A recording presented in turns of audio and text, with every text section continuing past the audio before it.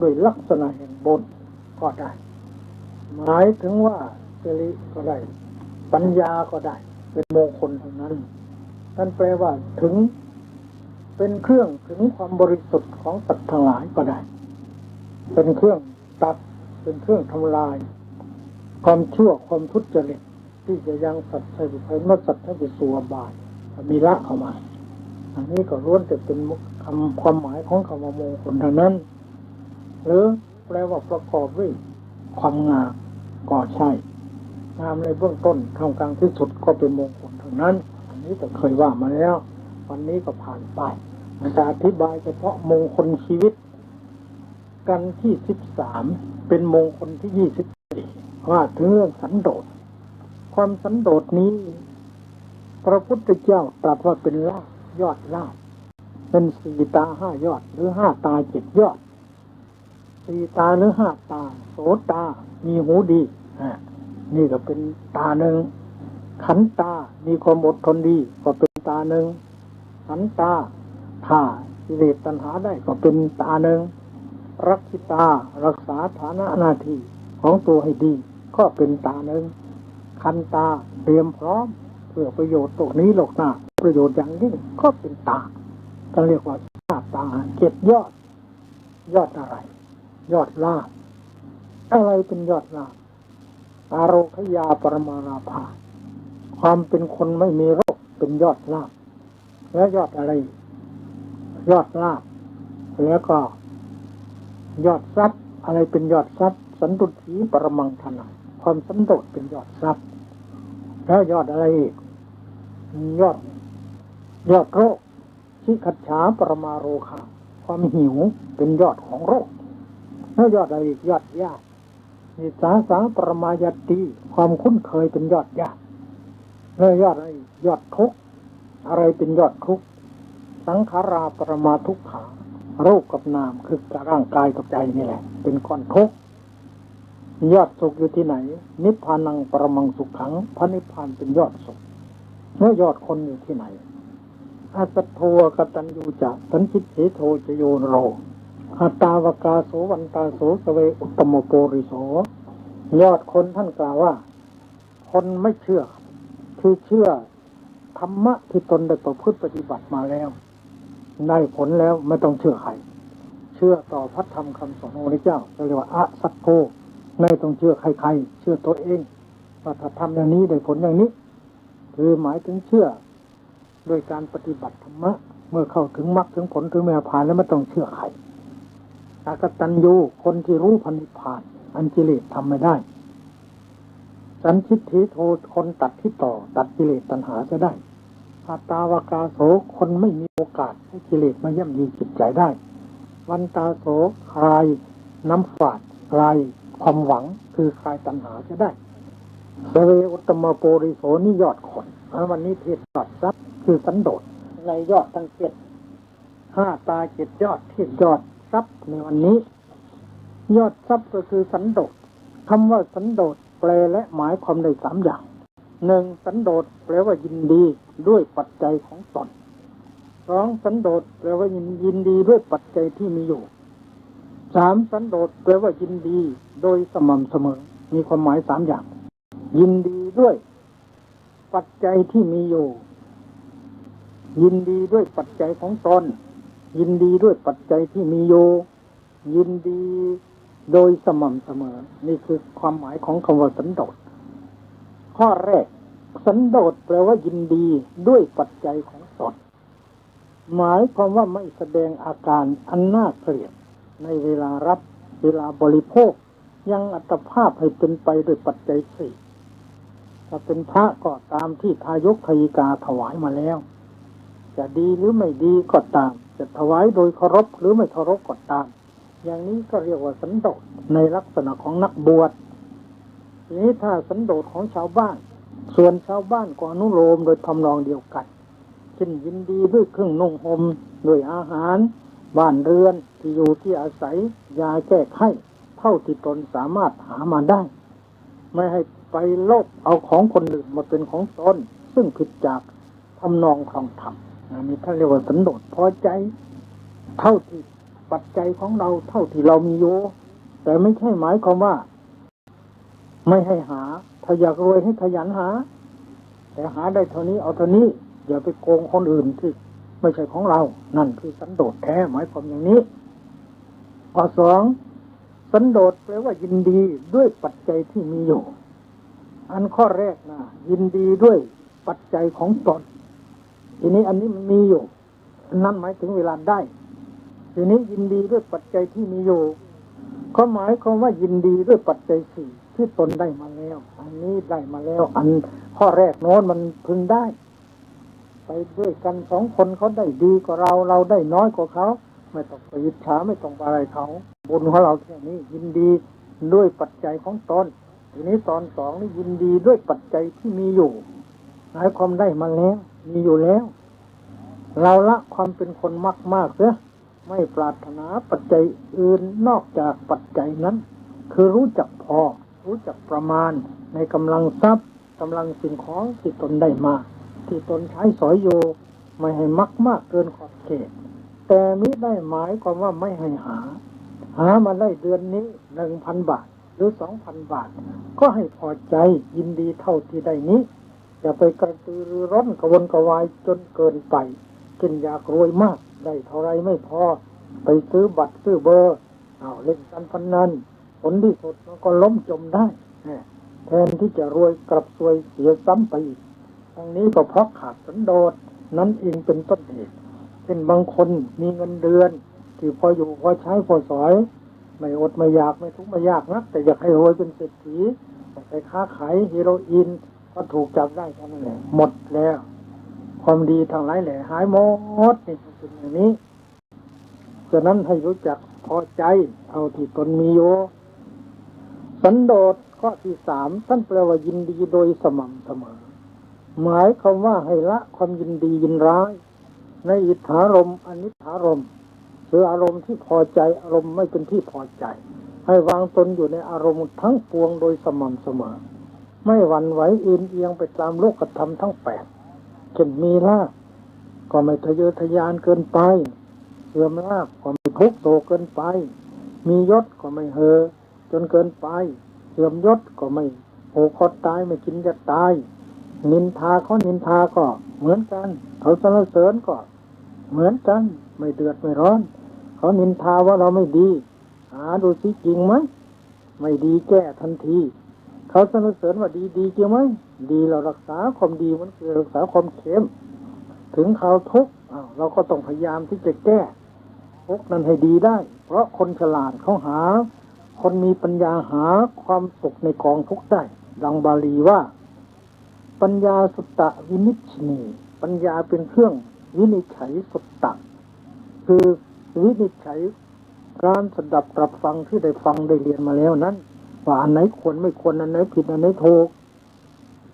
ปัญญาจิตติสิโลกวัฏนีปัญญาเป็นเครื่องเพิ่มพูนเกียรติยศชื่อเสียงให้เจริญรุ่งเรืองยิ่งขึ้นไปด้วยปัญญานระนโรนระนรชนผู้ที่ประกอบปัญญาแล้วนรชนผู้ที่มีปัญญานโรปัญญาสมัยโตนรชนผู้ประกอบด้วยปัญญาหรือผู้มีปัญญาเกิดแล้วอาปิทุเขสุสุขานิวินทติสามารถเวลาเผชิญกับกองทุกข์สามารถจะหาความสุขในกองทุกข์ได้นะถ้าคนพบทุกข์แล้วก็ต้องหาความสุขในทุกข์นั้นให้มันได้อย่างนี้ฉลาดเวลาสุขก็ไม่เหิมทะเยอทะยานจนเกินไปเวลาเสื่อมลาภเสื่อมยศเวลาได้รับติฉินนินทาได้รับทุกข์ยากก็ปรงตกว่าเป็นธรรมดาของโลกหมุนไปตามโลกล้วนตกอยู่ในอนิจจังทุกขังตาทั้งสิ้นแล้วแต่บุญแต่กรรมอย่างนี้ท่านก็เรียกว่าสันโดษยินดีสม่ำเสมอ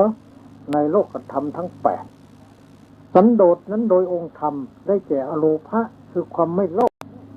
ซึ่งมีลักษณะอย่างนี้คือหนึ่งอลักขภาวลักขโนความสันโดษนั้นไม่มีการคล้องอยู่คือไม่กำหนัดติดอยู่ในอารมณ์เป็นเครื่องหมายเครื่องหมายของสันโดษก็คือไม่คล้องไม่ติดอยู่ในอารมณ์ทั้งหลายมีอิทธารมณ์อารมณ์น่าปรารถนารูปเสียงกลิ่นรสผลทพะ อันน่ารักใคร่น่าพอใจแล้วไม่ติดอยู่นั่นคือตัวสันโดษมีลักษณะเป็นอย่างนั้นสองอปริคังรโสมีการไม่ยึดมั่นอยู่ในอารมณ์เป็นหน้าที่คือไม่ยึดมั่นถือมั่นอยู่ในรูปเสียงกลิ่นรสโผฏฐัพพะจนเกินขอบเขตทำให้เกิดทุกข์เกิดเดือดร้อนสามอนันลีนะภาวะปัจจุปัฏฐานโนมีการไม่ติดแน่นไม่เปียกชุ่มอยู่กับอารมณ์เป็นผลปรากฏหมายความว่าไม่ยึดมั่นถือมั่นจนเกิดความทุกข์ความเดือดร้อนถึงแม้ว่าสิ่งนั้นเรารักเราชอบแต่มันจางมันหายไปหรือมันแตกไปก็ไม่ถึงกันเดือดร้อนจนไม่ทานข้าวปลาอาหารก็ต้องเรียกว่าปรงตกไปแล้วข้อสี่โยนิโสมนสิการปัฏฐานโนมีการใส่ใจรู้อุบายอันแยบคายในอารมณ์ที่เป็นเหตุใกล้ชิดที่ให้ความสันโดษเกิดขึ้นสันโดษเมื่อว่าโดยประเภทแห่งอารมณ์มีอยู่ถึงสี่อย่างคือหนึ่งสันโดษในเครื่องนุ่งห่มหมายความพอใจในเครื่องห่มสองสันโดษพอใจในอาหารสามสันโดษในที่อยู่ที่อาศัยเรามีบ้านอยู่แค่นี้มีที่นอนอยู่แค่นี้ก็เอาเท่านี้ก่อนแต่อยากได้ดีกว่านี้ขยันหาขี้เกียจสี่สันโดษในยาแก้ไขแต่ยาแค่นี้แหละวันเนี้ยเอาเท่านี้ก่อนพวกนี้หาใหม่ถ้าอยากได้มากกว่านี้ดีกว่านี้สันโดษว่าโดยประเภทแห่งหมวดสามมีอยู่สามอย่างหนึ่งยถาลาภสันโดษพอใจตามที่ได้เท่าไรก็ดีใจเท่านั้นสองยถาพลสันโดษพอใจตามกำลังของเราเรียนได้เท่านี้กำลังของเราหาได้เท่านี้วันนี้เราทำได้เท่านี้ก็พอใจเท่านี้สามยถาสารุปสันโดษยินดีตามสมควรหมายความว่าเราทำงานวันหนึ่งค้าขายได้1,000ก็สมควรแล้วได้100ก็สมควรแล้วขุดหลุมรับจ้างได้หลุมหนึ่งก็พอแล้วมากำลังเราได้แค่นี้นี่ขับแท็กซี่ได้เงินวันนี้500 บาทก็พอใจเท่านี้วันนี้ขาดทุนพวกนี้ชดเชยไหมอันนี้ก็เรียกว่ายถาสารุปสันโดษยินดีตามสมควรตามที่ได้บางคนไม่ยินดีอย่างนั้นยิ่งได้น้อยก็ยิ่งกุ้มใจเลยอยากจะได้มากไปกู้หนี้ยืมสินก็มีเดือดร้อนอีกต้องรู้จักพอสันโดษคือรู้จักพอแต่ว่าสันโดษเมื่อว่าโดยขยายความมีอยู่12อย่างหนึ่งสันโดษในเครื่องนุ่งห่มมี3คือสันโดษตามมีตามได้สันโดษตามกำลังสันโดษโดยอาการยินดีตามสมควรตามเหมาะสมสันโดษในอาหารก็มี3เหมือนกันยถาลาภสันโดษดังที่กล่าวมาแล้วสันโดษในที่อยู่อาศัยก็มี3คือพอใจตามที่ได้พอใจตามกำลังยินดีตามสมควรสันโดษในยาแก้ไขก็มี3พอใจตามที่ได้พอใจตามกำลังพอใจตามสมควรนี่ก็ว่าถึงประเภทว่าถึงขยายความมี12ว่าโดยจดานสันโดษมีถึง50อย่างสันโดษในเครื่องนุ่งห่มมีถึง20อย่างสันโดษในอาหารมี25อย่างสันโดษในเสนาสนะมี15อย่างสันโดษในจีวร20อย่างคือสันโดษในการตรึกสันโดษในการไปสันโดษในการแสวงหาสันโดษในการได้มาสันโดษในการถือเอาพอประมาณสันโดษในการงดเว้นจากความโลเลสันโดษตามที่ได้สันโดษตามกำลังสันโดษตามความสมควรสันโดษในน้ำสันโดษในการซักสันโดษในการทำสันโดษในการกลับประมาณสันโดษโดยได้สันโดษโดยการเย็บสันโดษในการย้อมสันโดษในการทำกับปะสันโดษในการใช้สันโดษในการเว้นจากการสั่งสมสันโดษในการสละนี่เรียกว่าสันโดษในเครื่องนุ่งห่มส่วนสันโดษในอาหารมี15อย่างสันโดษในการตรึกคือการนึกการคิดสันโดษคือบางคนคิดมากเกินไปอาหารไม่ถูกปากก็เดือดร้อนทะเลาะกันเรื่อยเคยมีบ่อยๆบางทีไปได้ปลามาไปได้หอยมาจะให้เมียทำนั้นพอทำผิดแล้วปวดทะเลาะกับเมียอีกแล้วอันนี้ก็มีคือไม่รู้จักพอไม่รู้จักสันโดษมันก็ทะเลาะกันได้สันโดษในการแสวงหาหรือสันโดษในการไปสันโดษในการได้สันโดษในการรับสันโดษในการใช้สอย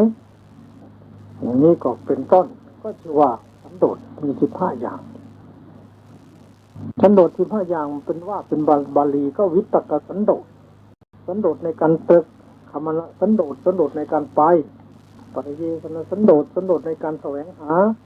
ปฏิลาภสันโดษสันโดษในการได้มาปฏิฆานะสันโดษสันโดษในการรับมัตตปฏิฆานะสันโดษสันโดษในการรู้จักประมาณโลลุปปะริวัตนสันโดษสันโดษคือเว้นจากความโลเลยถาละสันโดษสันโดษตามที่ได้ยถาพลสันโดษสันโดษตามกำลังยถาสรุปสันโดษสันโดษตามที่สมควรอุปการสันโดษพอใจด้วยการบริโภคเพื่อเป็นอยู่เพื่อสร้างความดีเพื่อธรรมะไม่ใช่สันโดษเพื่ออย่างอื่นปริมาณสันโดษรู้จักประมาณบริโภคสันโดษสันโดษในการบริโภคใช้สอยให้ปุ่มป่วยกันไปสันนิธิปริวัฒนสันโดษสันโดษพอใจเว้นจากการสั่งสมเอสัจนสันโดษสันโดษคือรู้จักเสียสละสิ่งไหนเสียสละก็เสียสละได้สันโดษในที่อยู่อาศัยมี15อย่างสันโดษ15อย่างก็มีวิตกสันโดษเป็นต้นเหมือนกันกับสันโดษในอาหารนั่นเองส่วนสันโดษในยาแก้ไขมีลักษณะเช่นเดียวกันกับสันโดษในอาหารเพราะฉะนั้นจึงเข้ากันได้สันโดษในยาแก้ไขนั้นโดยมากนิยมอยู่3อย่างคือยถาลาภสันโดษสันโดษตามที่ได้ยถาพลสันโดษสันโดษตามกำลังยถาสรุปสันโดษสันโดษตามสมควรถ้าอธิบายสันโดษแต่ละข้อให้พิสดารก็เห็นว่าจะยืดยาวเกินไปดังนั้นจึงได้นำมาแต่เพียงย่อหัวข้อเท่านั้นท่านผู้ประสงค์จะดูโดยพิสดารก็โปรดค้นคว้าแสวงหาดูต่อไปได้อันนี้ยกมาพอเป็นตัวอย่างโดยสันโดษมีมากอย่างนี้ไม่รู้เข้าโครงเท่านั้นแต่เมื่อรวมเขาแล้วสันโดษก็คือรู้จักพอไม่ให้เกินขอบเขตไม่ให้ผิดศีลธรรมอยากได้มากก็แสวงหาให้มากไม่ได้ห้ามไม่ใช่สันโดษนี่ได้50เอาสัก25 บาทไม่ใช่อย่างนั้นจะได้50ก็หาให้ได้50อยากจะได้100ก็หาได้100นั่นแหละหมื่นได้แสนล้านก็หาเถอะแต่ให้อยู่ในสุจริตอย่าไปเป็นทุจริตนั่นแหละคือสันโดษที่แท้ทีนี้พระพุทธเจ้าตรัสว่าสันโดษนี่เป็นมงคลเป็นมงคลอย่างไร1เป็นมหากุศลคือความสันโดษนี่ถือว่าเป็นบุญ2ตัดกังวลต่างๆคนรู้จักพอนี่มันตัดกังวลตัดความเดือดร้อน3ออกห่างจากอกุศล4ทำตนให้สบาย5คลายผิดติดแต่ความถูก6ปลูกศีลธรรม7นำตนให้พ้นทุกข์8ได้รับแต่ความสุข9ปลุกตนให้ตื่น10ไม่ฝ่าฝืนทำชั่ว11ไม่เกลือกลัวอธรรม12นำสู่ทางถูก13ปลูกแต่ความเจริญ14เพื่อเพลินในสัจจะ15ได้พละทั้งสอง16ถูกต้องครองธรรม17ครอบงำกิเลส18สร้างแต่คนดี19ไม่หนีจากมนค้ำจุนสัตธรรมนำศาสนาให้รุ่งเรืองนี่เรียกว่าสันโดษเป็นมงคลเป็นมหากุศลตัดกังวลต่างๆออกห่างอกุศลทำตนให้สบายคลายผิดติดถูกปลูกศีลธรรมนำตนให้พ้นทุกข์ได้รับแต่ความสุขปลูกตนให้เตือนไม่ฝ่าฝืนทำชั่วไม่เกลือกลัวอธรรมนำสู่ทางถูกปลูกแต่ความเจริญเพลิดเพลินในสัจจะได้พละทั้งสองถูกต้องครองธรรมครอบงำกิเลสสร้างแต่เหตุดีไม่หนีจากคุณค้ำจุนสัตธรรมนำศาสนาให้รุ่งเรืองอันนี้เรียกว่าเป็นมงคลหลายประการถึง19ประการตัวอย่างในประกอบในเรื่องนี้คือเรื่องพระเถระผู้ทรงผ้าบางสุกุลพระเถระรูปหนึ่งเบื้องแรกท่านตั้งใจจะไปไหว้พระเจดีย์แต่คิดอยากจะได้จีวรไปพบพระสังฆเถระพักอยู่ในวิหารวันรุ่งขึ้นไปหาพระเถระเดินไปประตูบ้านกับพระสังฆเถระคิดว่าเราจะได้จีวรที่ชอบใจในที่อยู่ของคนผู้มีบุญทั้งหลายได้สติขึ้นมาความตรึกของเราไม่บริสุทธิ์เสียแล้วจึงกลับจากที่นั้นเสียไม่ยอมไปเพราะคิดใจไม่ดีคิดจะได้จีวรคืนวันหนึ่งบุรุษคนหนึ่งปวดอุจจาระเต็มที่ถ่ายรถผ้าของตนเป็นผ้าเก่าแล้วก็นำผ้านั้นไปทิ้งไว้กองหยาบเยื่อพระเถระผู้ถือบางผ้าบางสุกุลเป็นวัดเห็นผ้านั้นอันแมลงวันหัวเขียวไต่ตอมกลุ้มอยู่ประคองอัญชลีขึ้นพระมหาเถระถามว่าผู้มีอายุทำไมท่านประคองอัญชลีแก่กองหยาบเยื่อท่านตอบว่ากระผมไม่ได้ประคองอัญชลีต่อกองหยาบเยื่อกระผมประคองต่อพระทศพลผู้เป็นพระบิดาของกระผม พระองค์ทรงสลัดสักเล็กน้อยออกแล้วถือเอาผ้าบางสกุลอันห่อศพของนางปุณณธาสีจากป่าช้าทรงทำกรรมที่ทำได้ด้วยยากแล้วและท่านยืนอยู่ในที่นั้นเองเจริญวิปัสสนาจนได้สำเร็จเป็นพระอนาคามีนำผ้าผืนนั้นไปทำเป็นจีวรห่มแล้วไปสู่ปาจีนขันธราชีวิหารเจริญวิปัสสนาฐานต่ออีกจนได้เป็นพระอรหันต์เรื่องนี้เชื่อเห็นได้เด่นชัดแล้วว่าเพราะท่านมีสันโดษหลายประการจึงได้ผลอันสูงสุดเช่นนี้ควรเป็นตัวอย่างแก่นักปฏิบัติธรรมลึกดีแท้สองเรื่องพระราชบุตรพระราชโอรสของพระเจ้ากรุงพาราณสีพาพระนางอสิตาภูผู้เป็นพระเทวีของตนไปสู่ป่าหิมพานต์ครั้นได้เห็นนางกินนารีมีจิตปฏิพัทธ์แล้วละพระเทวีติดตามรอยเท้าของนางกินนารีไปพระนางเทวีเห็นว่าพระสวามีของตนไม่รักษาสัจจะไม่มีสันโดษไม่นับถือตนจึงเข้าไปหาดาบทเรียนวิธีบริกรรมกสิณจนได้ฌานและอภิญญาเมื่อยืนอยู่ที่ประตูปณศาลาของตนฝ่ายพระราชกุมารนั้นครั้นติดตามนางกินนารีไปไม่เห็นหนทางที่นางไปหมดความหวังแล้วก็กลับมาหาพระเทวีพระเทวีเมื่อเห็นเธอกำลังมาอยู่ใกล้ๆจึงเลยเหาะขึ้นไปบนอากาศหนีไปที่อื่นพระราชกุมารนั้นจึงได้โศกเศร้าคร่ำครวญอยู่กล่าวตำหนิติโทษความไม่สันโดษของตนเองอย่างนี้ว่าอัตติฉังอัตริฉังอติโลเพนะอติโลภะมะเทนะจะเอวังห้ายติอัตถัมห้าอาหังวะอสิตาภูยาบุคคลผู้ไม่สันโดษคือปรารถนาเกินทะเยอทะยานอยากไม่มีที่สิ้นสุดย่อมเสื่อมจากประโยชน์เหมือนเราเสื่อมแล้วจากพระนางอสิตาภูเทวีฉะนั้นเพราะความโลภจัดและเพราะความเมาด้วยสามารถแทงความอยากได้เกินไปคือความมากไม่รู้จักพอนั่นเองนางทิพติดาผู้สิงอยู่ที่ต้นไม้ได้เห็นเหตุการณ์นั้นแล้วจึงกล่าวสอนไว้ว่าอัตริฉังอติโลเพนะอติโลภมเทนะจักเอวังโซห้ายตตานังจันทังวะอสิตาภูยาบุคคลผู้ไม่สันโดษปรารถนาจัดย่อมเสื่อมจากประโยชน์ของตนตุจพระราชกุมารปรารถนานางจันทกินนารีเสื่อมแล้วจากพระนางอสิตาภูฉะนั้นเพราะความโลภจัดและเพราะความเมาด้วยสามารถแห่งความโลภมากเกินไปเรื่องนี้เป็นคติสอนใจได้ดีมากแล้วว่าผู้ชายที่ไม่รู้จักพอในกามคุณห้าก็ดีผู้หญิงที่ไม่รู้จักพอคือมากในกามคุณห้าก็ดีให้โทษมากทั้งภพนี้และภพหน้าในภพนี้ก็จะถูกตำหนิติเตียนจะเกิดทะเลาะวิวาทกันครอบครัวระสำระสายถ่ายทอดความเลวตามต่ำช้าไปให้โลกของตนเองซ้ำมีน้ำอาจจะฆ่ากันตายขึ้นโรงขึ้นศาลก็เป็นได้และเป็นไปแล้วเกือบ100%ดังนั้นโบราณจึงกล่าวสอนไว้ว่ามีเมีย2ขมองแตกมีเมีย3ม้ามแตกมีเมีย4ดีแตกมีเมีย5หน้าแตกมีเมีย6อกแตกมีเมีย7เจ็ดเลยดังนี้ก็มีบางคนผู้มีเมียมากอาจจะคิดค้านภาษิตนี้ก็ได้แต่โปรดจำใส่ใจไว้ให้เป็นกลางก่อนหรือโปรดทำใจให้เป็นกลางก่อน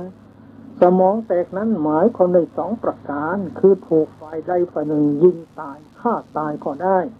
หรือมิฉะนั้นก็ต้องมีความห่วงกังวลคิดมากในการที่จะหลบหลีกมิให้ภรรยาทะเลาะกันและต้องเป็นห่วงเป็นกังวลในการหาเงินมาเลี้ยงมาจุนเจือมาปรนเปรอบำรุง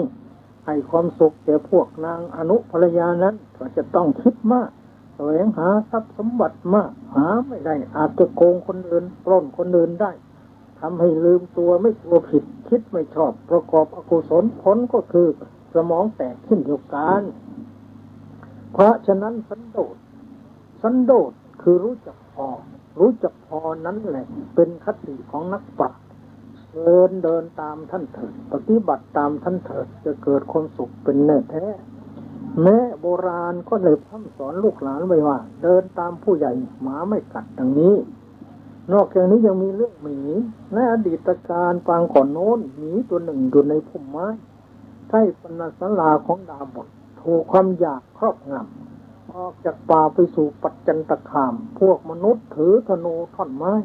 ลอกยิงและตีจนหัวแตกเลือดไหลกลับไปสู่ที่อยู่ของตนคิดว่าความทุกข์นี้เกิดขึ้นแก่เราด้วยความไม่สันโดษอยากมากเกินไปไม่รู้จักพอบัดนี้ถ้าเราข่มความอยากไม่ได้จักไม่กินอาหารแล้วไปสู่อาสมอธิษฐานอุโบสถนอนอยู่ดาบทจึงถามว่าวันนี้เจ้ารักษาอุโบสถเพื่อต้องการอะไรจึงตอบท่านว่า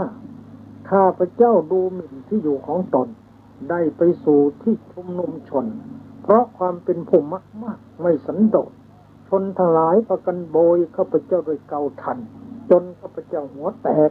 มีอวัยวะเปื้อนด้วยเลือดกลับมาสู่ที่อยู่ของตนเพราะฉะนั้น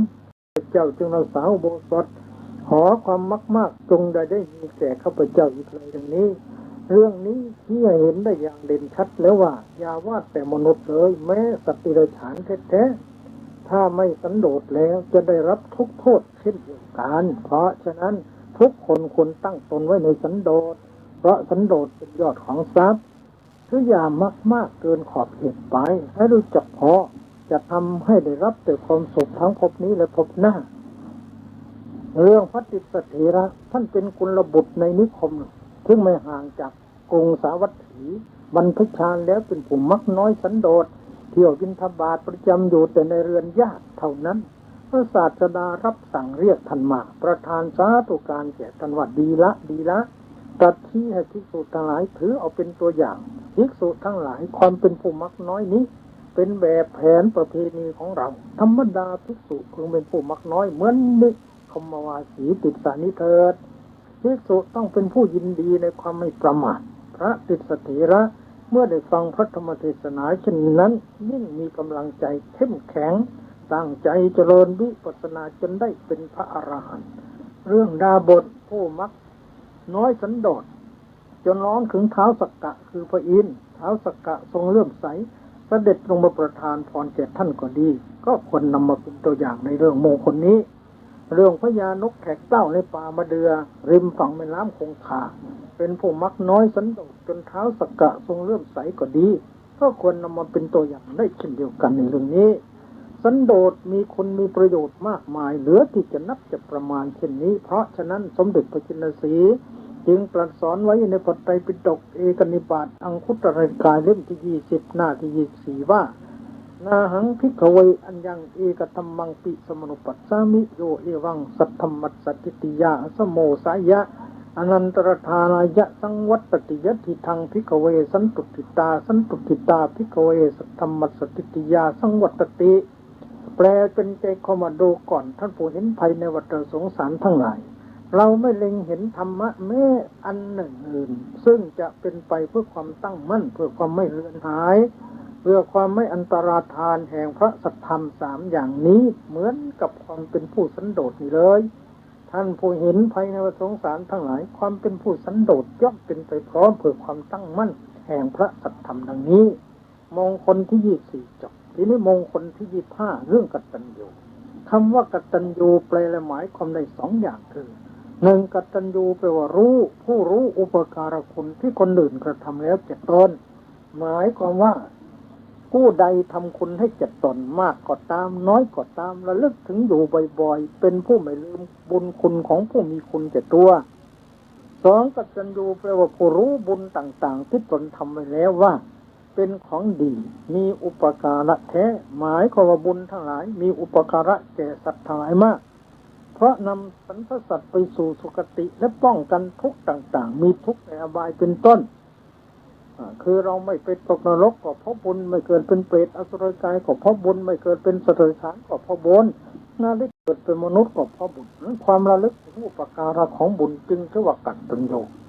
กัตเวทีแปลว่าผู้รู้อุปการะคนที่ผู้อื่นทำแล้วและก็ทำการตอบแทนบุคคลหาได้ยากในโลกนั้นมีอยู่2จำพวกเท่านั้นคือบุพการี1กตัญญูกตเวที1บุพการีผู้ทำอุปการะมาก่อนมีอยู่4จำพวกได้แก่พระพุทธเจ้ามารดาบิดา1ครูอาจารย์1พระมหากษัตริย์กตัญญูกตเวทีผู้รู้อุปการะคนที่คนอื่นทำแล้วก็ทำการตอบแทนมีอยู่4จำพวก ได้แก่พุทธบริษัทเป็นผู้กตัญญูกตเวทีต่อพระพุทธเจ้าหนึ่งบุตรธิดาเป็นผู้กตัญญูกตเวทีต่อพ่อต่อแม่หนึ่งศิษยานุศิษย์เป็นผู้กตัญญูกตเวทีต่อครูอาจารย์หนึ่งประชาราษฎร์เป็นผู้กตัญญูกตเวทีต่อพระเจ้าแผ่นดินบุพการีบุคคลและกตัญญูกตเวทีบุคคลทั้งสองจำพวกนี้หาได้ยากมากเพราะว่าถ้าฝ่ายหนึ่งทำอุปการะมาอย่างเต็มที่แล้วอีกฝ่ายหนึ่งทำบกพร่องไปจะได้ดีเท่าเทียมกันทั้งสองฝ่ายนั้นหาได้ยากมากเพราะว่าถูกอวิชชาตัณหาครอบงำปิดบังเสียเป็นส่วนมากดังนั้นสมเด็จพระภูมิพระภาคเจ้าจึงได้ตรัสไว้ว่าทเวไมภิกขเวปุคคลาทุลภาโลกัจมิงกัตเมทเวโยจักปุปการีโยจะกตัญญูกตเวทีดูก่อนท่านผู้เห็นภัยในวัฏสงสารทั้งหลายบุคคลสองจำพวกนี้คือปุพการีบุคคลผู้ทำอุปการะมาก่อนหนึ่งกตัญญูกตเวทีบุคคลผู้รู้อุปการะที่คนอื่นทำแล้วก็ทำการตอบแทนเองเป็นคนหาได้ยากในโลกทั้งนี้พระพุทธเจ้ามีพระคุณต่อพุทธบริษัทมากหาที่จะนับจะประมาณไม่ได้แต่เมื่อจะสรุปแล้วก็มีอยู่3ประการคือพระปัญญาคุณพระบริสุทธิคุณพระมหากรุณาคุณพุทธบริษัทจะต้องตอบแทนพระคุณของพระองค์ด้วยอามิสบูชามีดอกไม้ของหอมอาภรณ์ธูปเทียนปัจจัยสี่คือผ้าอาหารที่อยู่ที่อาศัยยาแก้ไขเป็นต้นและตอบแทนด้วยปฏิบูชาคือบูชาด้วยการปฏิบัติในแก่บำเพ็ญศีลสมาธิปัญญาบิดามารดามีบุญคุณแก่ลูกมากแต่จะสรุปกล่าวแล้วมีอยู่5ประการคือห้ามลูกไม่ให้ทำความชั่วให้ลูกตั้งอยู่ในความดีให้ลูกศึกษาศิลปะวิทยาหาสามีภรรยาที่เหมาะสมให้มอบทรัพย์สมบัติให้ในสมัยลูกก็พึงตอบแทนบุญคุณท่านโดยหลักดังนี้ท่านได้เลี้ยงเรามาแล้วเลี้ยงท่านตอบถ้าเป็นเด็กเลี้ยงอะไรมาได้เลี้ยงหัวใจอย่าประพฤติปฏิบัติให้ท่านได้เดือดร้อนว่าง่ายสอนง่ายทำกิจการงานของท่านดำรงวงตระกูลประพฤติตนให้สมควรที่จะรับทรัพย์มรดกชักนำท่านให้มีศรัทธาให้ได้รักษาศีลให้ได้ฟังธรรมให้ได้เจริญสมถกรรมฐานและให้ได้เจริญวิปัสสนากรรมฐานข้อสุดท้ายเมื่อท่านล่วงลับไปแล้วทำบุญอุทิศให้ท่าน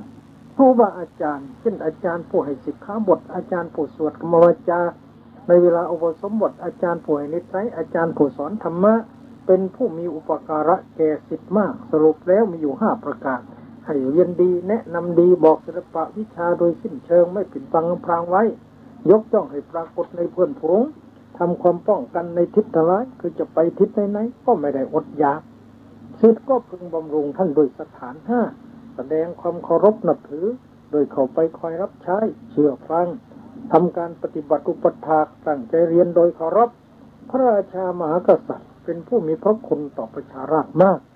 เพราะพระองค์เป็นประมุขของประเทศเต็มเปี่ยมไปด้วยพระเมตตาคุณพระขันติคุณพระมหากรุณาธิคุณต่อประชาราษฎร์ทุกคนนะให้ความร่มเย็นเป็นสุขแก่พระสกนิกรเป็นองค์เอกสาสอักษาสนุปถัมภกประชาราษฎร์ต้องตอบแทนพระคุณของพระองค์ท่านโดยปฏิบัติตามพระบรมราโชวาทและปฏิบัติตามกฎหมายตั้งตนอยู่ในศีลธรรมวัฒนธรรมนำตนและลูกหลานให้เป็นพลเมืองดีของประเทศชาติฉลาดในการทำมาหาเลี้ยงชีพรีบบำเพ็ญประโยชน์ทั้ง3รักษานามของประเทศชาติศาสนาโดยพากันตั้งอยู่ในสุจริตธรรมนำมาแต่อิทธวิบูลย์มยุญญผลสร้างแต่สิ่งที่เป็นสิริมิ่งมงคลแก่ตนครอบครัวประเทศชาติและศาสนาปฏิบัติได้อย่างนี้สมควรได้นามว่ากตัญญูกตเวทีบุคคลโดยแท้บุคคลผู้มีความกตัญญูกตเวทีเป็นมงคลได้อย่างไรตอบว่าเป็นมงคลในอย่างนี้1สัพปุริโสเป็นสัตบุรุษคือเป็นคนดี2ประสังสิโยเป็นผู้ควรแก่การยกย่องสรรเสริญของนักปราชญ์3วิเศษาธิกมเหตุเป็นเหตุเป็นปัจจัยให้ได้บรรลุคุณวิเศษต่างๆนับตั้งแต่มนุษย์สมบัติสวรรค์สมบัติเป็นต้นไปจนกระทั่งถึงมรรคผลนิพพาน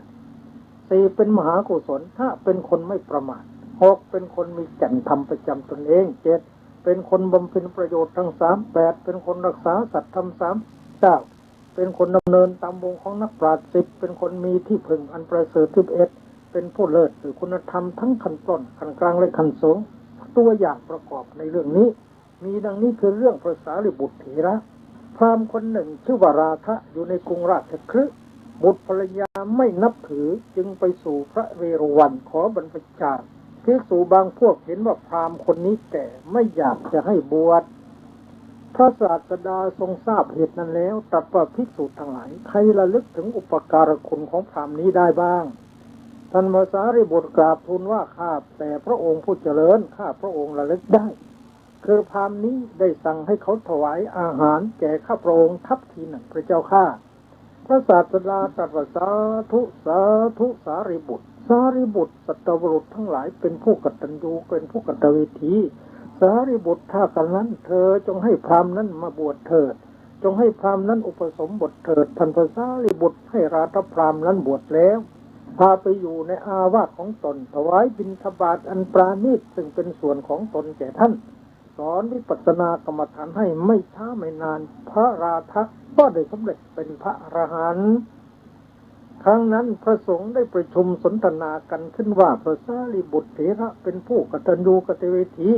พระศาสดาทรงสดับคำนั้นตรัสถามว่าสารีบุตรเป็นผู้กตัญญูกตเวทีในชาตินี้เท่านั้นหามิได้แม้ในชาติก่อนสารีบุตรเกิดเป็นช้างก็เป็นผู้กตัญญูกตเวทีเหมือนกันแล้วตรัสอริยจิตชาดกในปฐมวรรคทุกขนิบาตเรื่องนี้ชี้ให้เห็นเด่นชัดแล้วว่าความกตัญญูกตเวทีเป็นมงคลอันสูงสุดแท้เพราะนักปราชญ์ทั้งหลายมีพระพุทธเจ้าและเราพระสาวกเป็นต้นได้ยกย่องสรรเสริญไปแล้วว่าบุคคลผู้กตัญญูกตเวทีนี้จึงชื่อว่าเป็นผู้ดำเนินตามวงของนักปราชญ์เรื่องพระอานนท์เถระพระเถระมีสัตถิวิหาริกประมาณ500รูปภิกษุรูปหนึ่งเป็นผู้มีอุปการะแก่ท่านมากขยันปรนนิบัติอุปถากท่านคือกวาดบริเวณตั้งน้ำชั้นน้ำใช้ไว้ถวายไม้ชำระฟันน้ำล้างหน้าและน้ำอาบชำระเวชกุฎีเรือนไฟเสนาสนะนวดมือนวดเท้าและนวดหลังเป็นต้นวันหนึ่งพระเถระไปสอนธรรมะในวังของพระเจ้าโกศลพระเจ้าโกศลทรงเลื่อมใสในธรรมกถาของท่านถวายผ้าสาดกมา500 ผืนท่านได้ถวายแก่ภิกษุหนุ่มรูปนั้นทั้งหมดเพราะเห็นว่าท่านเป็นผู้มีอุปการะมากภิกษุหนุ่มนั้นได้แบ่งผ้าสาดกทั้งหมดถวายแก่ภิกษุผู้ร่วมอุปชาของตนภิกษุเหล่านั้นทำเป็นจีวรนุ่งและห่มแล้วไปสู่สำนักของพระศาสดาถวายบังคมและกราบทูลว่าข้าแต่พระองค์ผู้เจริญชื่อว่าการให้พระเพราะเห็นแก่หน้าของพระโสดาบันยังมีอยู่เลยพระพุทธองค์ตรัสตอบว่าไม่มีภิกษุทั้งหลายภิกษุรูปนั้นกราบทูลว่าข้าแต่พระองค์ผู้เจริญพระอนันตเถระพระอุปชาของข้าพระองค์ได้ให้ผ้า500 ผืนแก่ภิกษุหนุ่มรูปเดียวเท่านั้นภิกษุนั้นก็ได้ให้ผ้าที่ตนได้นั้นแก่ข้าพระองค์พระศาสดาตรัสว่าภิกษุทั้งหลาย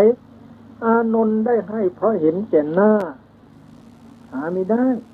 แต่ว่าภิกษุนั้นเป็นผู้มีอุปการะมากแก่เธอเพราะฉะนั้นเธอจึงให้แก่ภิกษุผู้มีอุปการะแก่ตนเพราะเหตุ3 ประการคือเพราะมีอุปการะเพราะคุณงามความดีและเพราะความพอใจการทำอุปการะตอบแก่ผู้ทำอุปการะย่อมสมควรแท้เพราะการทำอย่างนั้นเป็นลักษณะของคนกตัญญูกตเวทีแม้บัณฑิตในปางกรก็ได้ทำอุปการะแก่เหล่าชนผู้ทำอุปการะแก่ตนเหมือนกันแล้วตรัสคุณชาดกในปฐมวรรคทุกขนิบาตเรื่องนี้ที่เห็นว่าพระอัครสาวกข้างขวาซึ่งเป็นผู้มีปัญญามากก็บำเพ็ญมงคลข้อนี้มาเป็นอย่างดีแม้พระอานนท์เถระผู้เป็นพุทธอุปถาก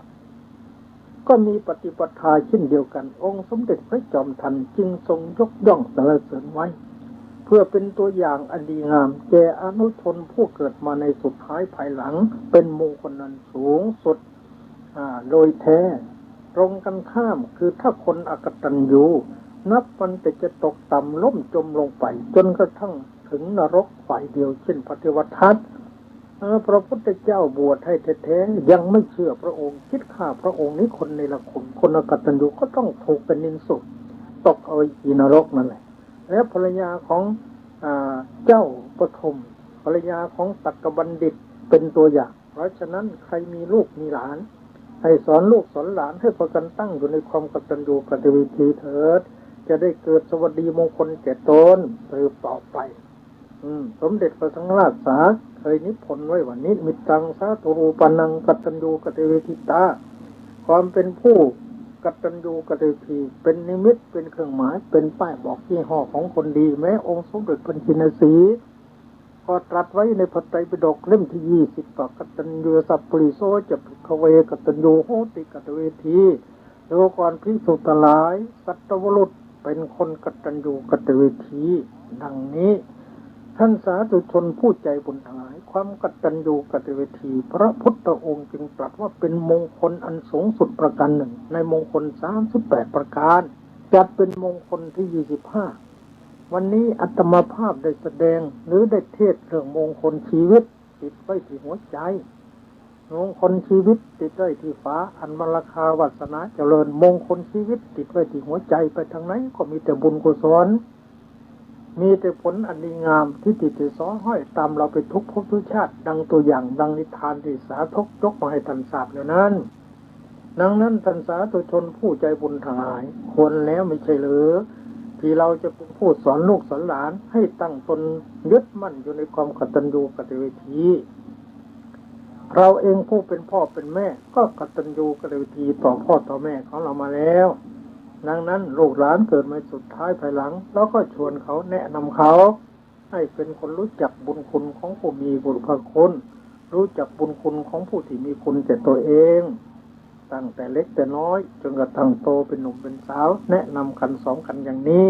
ลูกหลานของเราจะเป็นลูกแก้วที่ดีของพ่อของแม่จะเป็นลูกกตัญญูกตเวทีซื่อสัตย์จงรักภักดีต่อพ่อต่อแม่เราทั้งหลายก็จะมีความอยู่เย็นเป็นสุขครอบครัวของเราก็จะไม่เดือดร้อนครอบครัวของเราก็จะไม่แตกแยกสามัคคีกันทั้งนี้ก็เพราะคุณธรรมทางศาสนาปกป้องรักษาธรรมจะปกป้องรักษาคนก็ต้องน้อมนำเอาธรรมะมาประพฤติปฏิบัติตามเราต้องคอยแนะคอยนำคอยพร่ำคอยสอนตั้งแต่ยังเล็กยังน้อยโน้นจนกระทั่งเป็นหนุ่มเป็นสาวก็จะได้ฝังในจิตใจของเขาตลอดไปอันนี้เป็นจริยศึกษา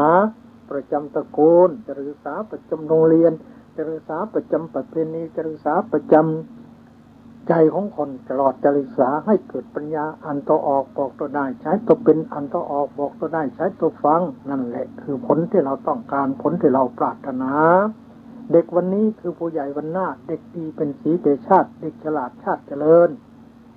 เด็กจะดีได้ต้องอาศัยผู้ใหญ่เป็นหลักต้องอาศัยพ่อแม่ต้องอาศัยครูบาอาจารย์ต้องอาศัยศาสนาวัดที่ดีมีหลักฐานพ่อบ้านช่วยบ้านที่สวยเพราะมีวัดดัดนิสัยบ้านกับวัดผัดกันช่วยยิงอวยชัยถ้าผัดกันก็อะไรทั้งสองทางต้องอาศัยซึ่งกันและกันอย่างนี้ศาสนาก็เจริญญาติโยมก็อยู่เย็นเป็นสุขต่างก็พึงพาอาศัยซึ่งกันและกันอาตมาภาพได้ชี้แจงแสดงไขพระธรรมเทศนาในเรื่องมงคลชีวิตกันที่13ได้2มงคลสมควรแก่การเวลาแล้วขอยุติไว้แต่เพียงเท่านี้ในที่สุดนี้โดยอำนาจคุณพระศรีรัตนตรัยอติไสยบุญญาเขตขอญาติโยมผู้ใจบุญทั้งหลายจงพากันอยู่เย็นเป็นสุขปราศจากทุกโศกโรคภัยเจริญรุ่งอาภยศอายุวันนะสุขะพละปฏิภาณธรรมสารสมบัติตลอดการเป็นนิจแม้นวัดว่าท่านจะปรารถนาสัพพะอธิทวีบูรณ์มนุษย์ผลสิ่งใดขอสัพพะอธิทวีบูรณ์มนุษย์ผลสิ่งนั้นจงรันสำเร็จตามมโนปณิธานของท่านทั้งหลายจงทุกประการด้วยกันทุกท่านเทินยะถาวริวหาภูราปริปุเรนติสาครังเอวเมวะอิโตตินังเปตานังอุปกัปปติอิจิตังปฏิตังตุมหังคิปะเมวะสมิจจตุสัพเพปุเรนตุสังกปปาจันโทปนรโสยถามะนิโชติรโสยถาสัพพิติโยวิวัชชันโต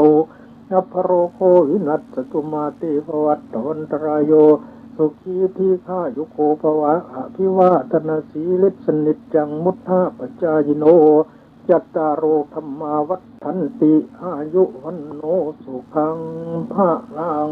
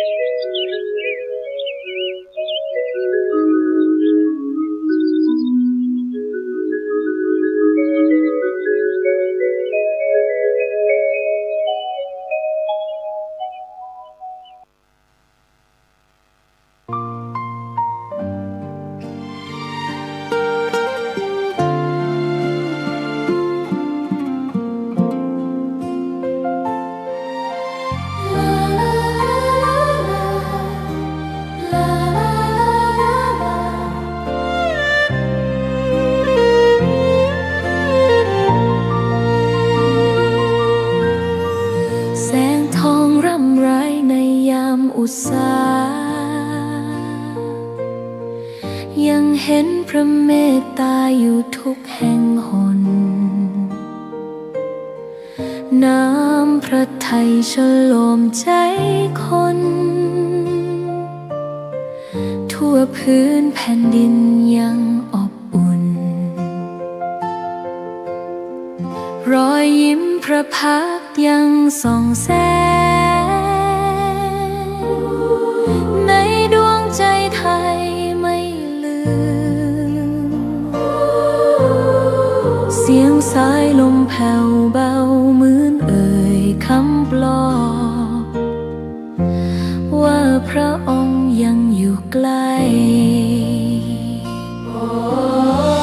ขอกราบแทบบาทด้วยรักนิรันดร์น้ำตาหลั่งพลันจากใจคนไทยแม้เสด็จสู่ฟ้าไกลแต่พระหฤทัยอยู่ในแผ่นดินนี้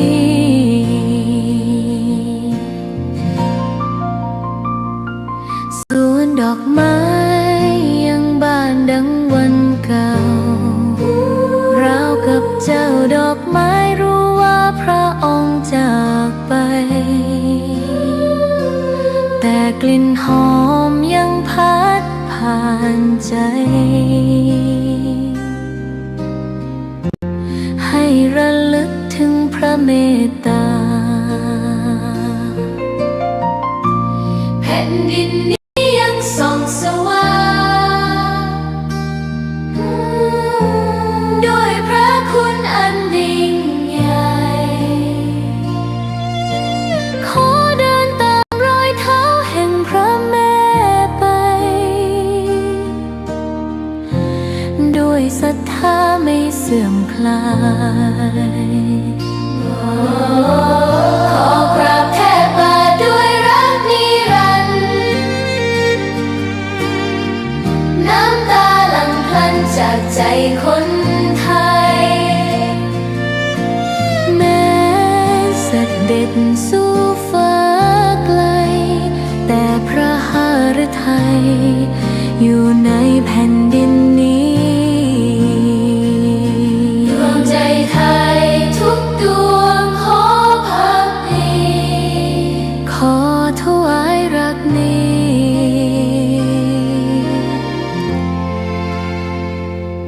นิรันดร์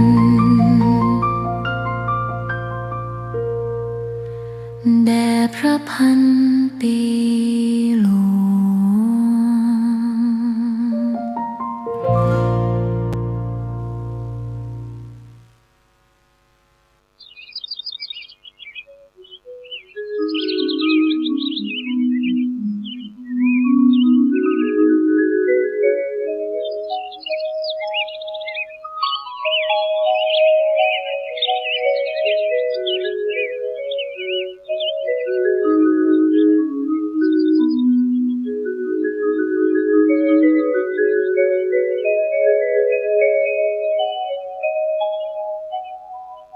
นะโมตัสสะภะคะวะโตอะระหะโตสัมมาสัมพุทธัสสะนะโมตัสสะ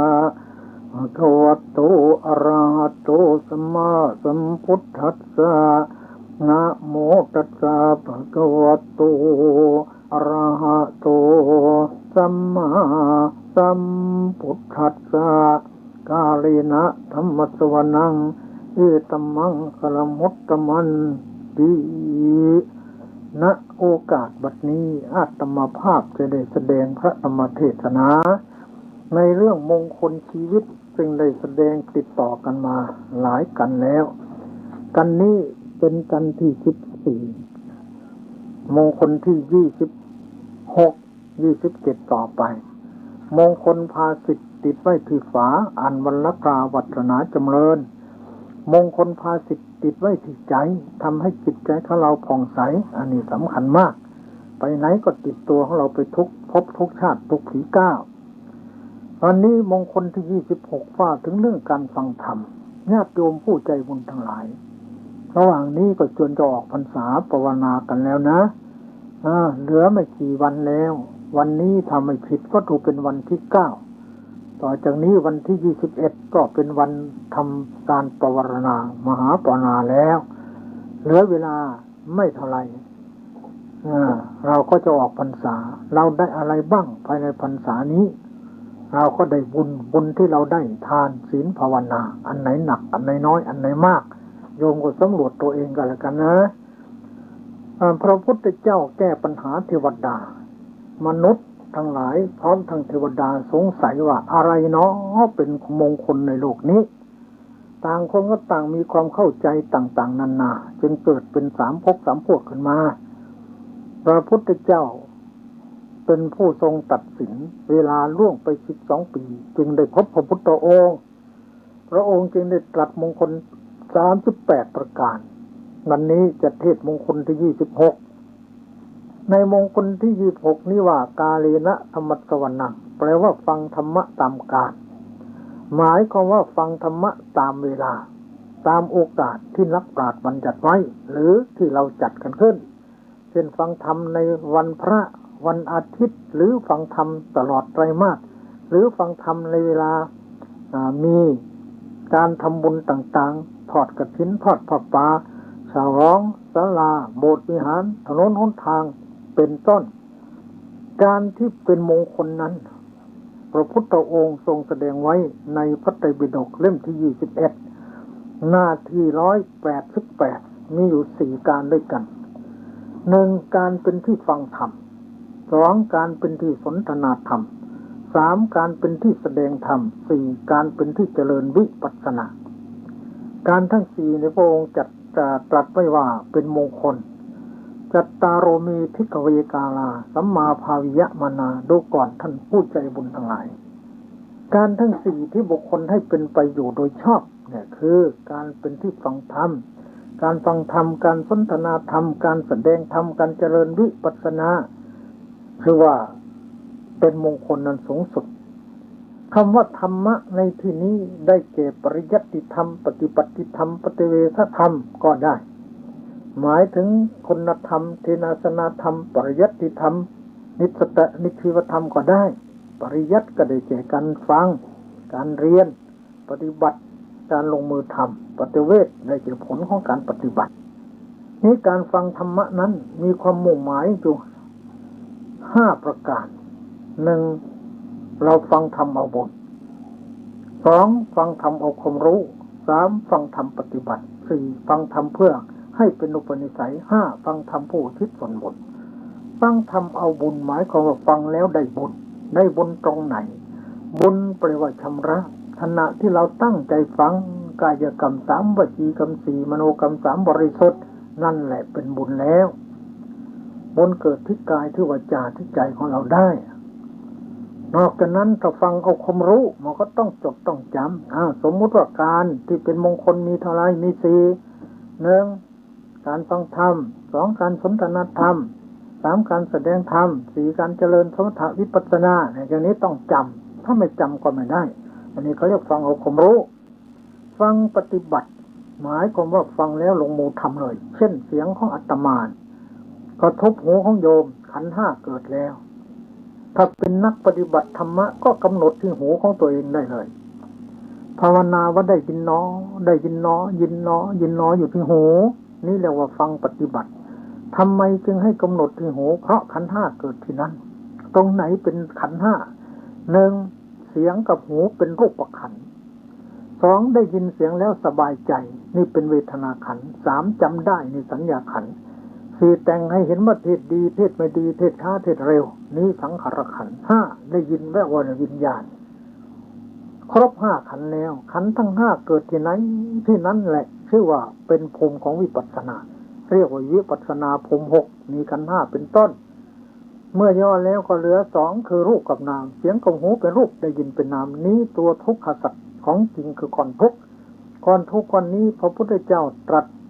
ให้กำหนดรู้เรียกว่าปริญญาจิตเวลาเสียงกับหูกระทบกันขันธ์5เกิดกำหนดได้ยินน้อยินน้อยินน้อยินน้อนี่แหละเจริญวิปัสสนาหรือสติปัฏฐาน4เป็นทางไปนิพพานเสียงกับหูเป็นทุกขอริยสัจตัณหาก่อนเขาจะปุริมีกาตัณหาเป็นสมุทัยอริยสัจ สติที่กำหนดได้ยินหนอ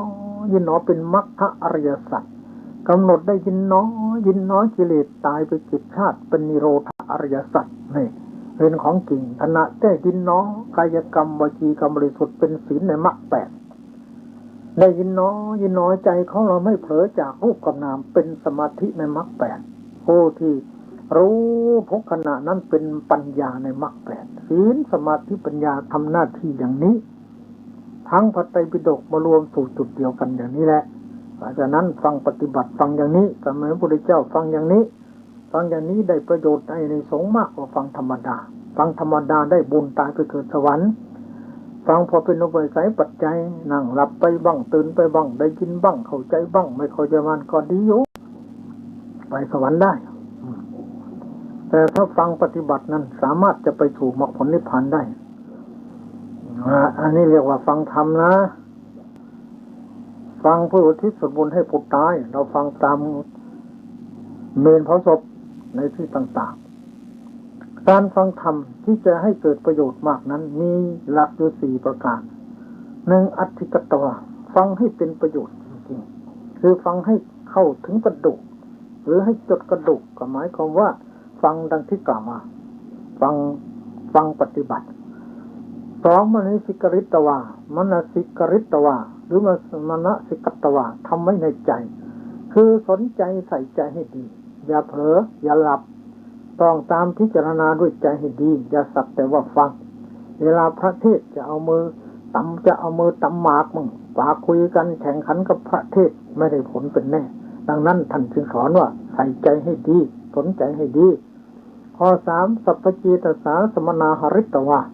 พระพุทธองค์ทรงสอนว่าให้ประมวลมาด้วยใจคือรวบรวมกำลังใจให้ดีคือไม่ให้ใจออกหนีไปจับเรื่องอื่นตั้งใจจดจ่ออยู่กับเรื่องที่พระเทศนั้นเรียกว่าทำใจให้เป็นสมาธิสีโอหิตโสโต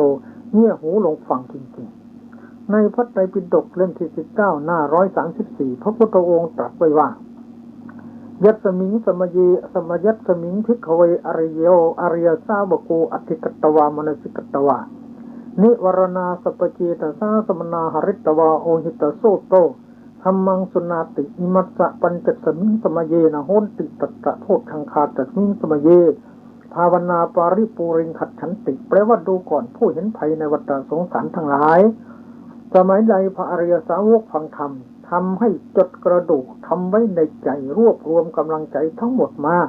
เงี่ยหูลงฟังจริงๆในสมัยนั้นนิวรณ์5ของเธอจะไม่มีและโพชฌงค์7ก็จะถึงความสมบูรณ์เต็มเปี่ยมเพราะอำนาจแห่งภาวนานี่ฟังเป็นประโยชน์ท่านได้ฟังอย่างนี้หลักในพระไตรปิฎกฟังอย่างนี้เราก็ดีได้บุญได้กุศลแรงนี่คือฟังปฏิบัติเนี่ยหูลงสดับแล้วก็สนใจให้ดีโพชฌงค์ก็เกิดที่นิวรณ์5ก็สงบอย่างไรแล้วลองนึกดูเมื่อเราตั้งใจฟังกำหนดได้ยินเนาะยินเนาะยินเนาะนี่แหละฟังให้เป็นประโยชน์เนี่ยทั้งศีลสมาธิปัญญาเกิดในขณะนั้นนิวรณ์5กามฉันทะก็ไม่มาได้อย่างไรเพราะสติอยู่ที่หูพยาบาทใจโกรธใจขุ่นก็ไม่มีง่วงเหงาหานอนก็ไม่เกิดฟุ้งซ่านรำคาญก็มีสงสัยก็มีเพราะใจอยู่ที่หูได้ยินเนาะยินเนาะยินเนาะยินเนาะอยู่ที่ขันธ์5คือรูปกับนามนี้เรียกว่าฟังแล้วได้ประโยชน์คือนิวรณ์5ไม่เกิดข้อ1ข้อ2พระพุทธองค์ตรัสว่าโพชฌงค์7จะเกิดตรงไหนเป็นโพชฌงค์ลองหาดูสิแล้วกำหนดได้ยินเนาะยินเนาะนี่แหละสติสัมโพชฌงค์ล่ะเนี่ยโพชฌงโคสติทังคโตน่ะธัมมานังวิจโยตถาเนี่ยสติเวลากำหนดได้ยินเนาะยินเนาะยินเนาะนี่แหละสติสัมโพชฌงค์เลยนะองค์แห่งปัญญาที่จะให้รู้มรรคผลนิพพานนั่นแหละสติสัมโพชฌงค์ต้องยึดขันธ์5เป็นอารมณ์นะ2ธรรมวิจัยที่กำหนดได้ยินเนาะยินเนาะกำลังวิจัยขันธ์5เป็นตัวธรรมะกำลังได้ยินเนาะนี่ขันธ์5ดับแล้วได้ยินเนาะนี่ขันธ์5ดับได้ยินเนาะขันธ์5ดับเขาเรียกวิจัยคือพิจารณาปัจจุบันธรรมกิเลสก็ขาดไปได้ยินเนาะนี่ขาดไป7ชาติได้ยินเนาะขาดไป7ชาติเรียกว่าวิจัยธรรมวิจยะสัมโพชฌงค์องค์ของปัญญาที่จะให้รู้มรรคผลนิพพานคือวิจัยธรรมะขันธ์5เป็นข้อธรรมะสติที่ของเรานี่คือวิจัยรูปกับนามให้เห็นปัจจุบันเห็นอนิจจังทุกขังอนัตตาแล้ว วิริยะสัมโพชฌงค์คือตั้งใจทำนี่เป็นความเพียรมีพร้อมกันแล้วปีติก็คือความสุขความสบายใจปีติสัมโพชฌงค์วิริยะปีติปัสสัทธิจิตปิติสิกสงบอยู่ในอารมณ์เดียวธรรมวิจัยวิริสติธรรมวิจัยวิริยะปีติสัมโพชฌงค์แล้วก็มีปัสสัทธิแล้วมีปัสสัทธิสัมโพชฌงค์มีสมาธิแล้วก็มีอุเบกขาใจวางเฉยอยู่กับได้ยินหนอยินหนอยินหนอยินหนอนี่เป็นโพชฌงค์เท่านั้นเกิดได้ในขณะที่กำหนดแต่ถ้าไม่กำหนดภาวนาได้ยินหนอไม่เกิดนะนี่แหละเป็นจึงถือว่าเป็นบุญเป็นกุศลอันสูงในพระศาสนาพระพุทธเจ้าสรรเสริญมากผู้ฟังย่อมได้ฟังสิ่งที่ไม่เคยฟังสิ่งไหนที่เคยฟังแล้วยังไม่เข้าใจชัดก็เข้าใจสิ่งนั้นชัดทำความเห็นผิดให้ถูกต้องได้ทำจิตใจคู่พองให้ผ่องใสมันก็ผ่องใสคือบาปไม่เข้าและทำไมจึงเป็นมงคลท่านกล่าวว่าการฟังธรรมเป็นมงคลนั่นคือเป็นมหากุศลมันเป็นบุญในขณะนั้นได้ฟังธรรมที่ยังไม่เคยฟังธรรมที่ตนเคยฟังแล้วยังไม่เข้าใจชัดย่อมจะเข้าใจชัดบรรเทาความสงสัยได้ทำความเห็นผิดให้ถูกต้องได้จิตใจของผู้ฟังก็ผ่องใสกำจัดวิตกเป็นพหุสูตรได้ยินได้ฟังมามากเป็นอุปนิสัยปัจจัยในภพชาติต่อไปเป็นปัจจัยให้ได้สิ้นอาสวะกิเลสเป็นเหตุให้ได้สมบัติ3ประการยังโพชฌงค์7ให้บริบูรณ์เพิ่มพูนสติปัญญาให้เฉลียวฉลาดรอบคอบรักษาขนบธรรมเนียมของนักปราชญ์ไว้ทำคนให้เข้าถึงความสุขกายสบายใจทำคนให้พ้นทุกข์ถึงสุขอันไพบูรณ์นี้ก็เพราะฟังธรรมะแม้คนที่ทำบุญทำทานได้ถ้าเกิดมาไม่ได้เห็นคนทำบุญทำกุศลไม่ได้ยินเสียงพระท่านเทศน์เราก็จะไม่เกิดศรัทธาดังนั้นการฟังนี่จึงถือว่าเป็นรากของพระศาสนาในพระไตรปิฎกท่านกล่าวไว้หลายแห่งพระหุสุตตังอุปาสัยยะให้เข้าไปนั่งใกล้ๆผู้ที่เป็นนักปราชญ์บัณฑิตเป็นพหุสูตรสุตตัญจะนิวินาสยิเข้าไปแล้วให้ตั้งใจฟังอย่าให้การฟังเสียไปเสียตังโมลังพรหมจริยสัจเพราะว่าการฟังนั้นเป็นรากแก้วของพระพุทธศาสนาของพรหมจรรย์ตัสมาธรรมทโรสิยาดังนั้นทุกคนไม่ควรเหินห่างจากธรรมะต้องทรงธรรมะดังนี้นี่ก็เป็นอานิสงส์ของการฟังธรรมเหมือนกันพระอริยสาวกทุกรูปท่านไม่ทิ้งการฟังธรรมตัวอย่างประกอบในมงคลข้อนี้มีดังนี้คือภิกษุหนุ่มรูปหนึ่งอยู่ในติดมหาวิหารในมหาคาม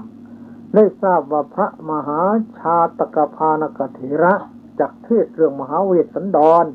มีคาถา 1,000 ในทีฆวาปีวิหารจึงออกเดินทางไปสิ้นระยะทางไกลตั้ง9 โยชน์ภายในวันเดียวพอมาถึงพระเถระเริ่มเทศแล้วท่านเหนื่อยมีใจกระวนกระวายไม่เป็นสมาธิจำได้แต่ตอนต้นกับตอนท้ายเมื่อพระเถระกล่าวจบท่านลุกขึ้นยืนร้องไห้อยู่ว่าการมาของเราเปล่าประโยชน์เสียแล้วมนุษย์คนหนึ่งจึงกราบเรียนเรื่องนั้นแก่พระเถระท่านรับสั่งให้ไปเรียนทานว่าพรุ่งนี้ท่านจะเทศให้ฟังใหม่อีกในวันรุ่งขึ้น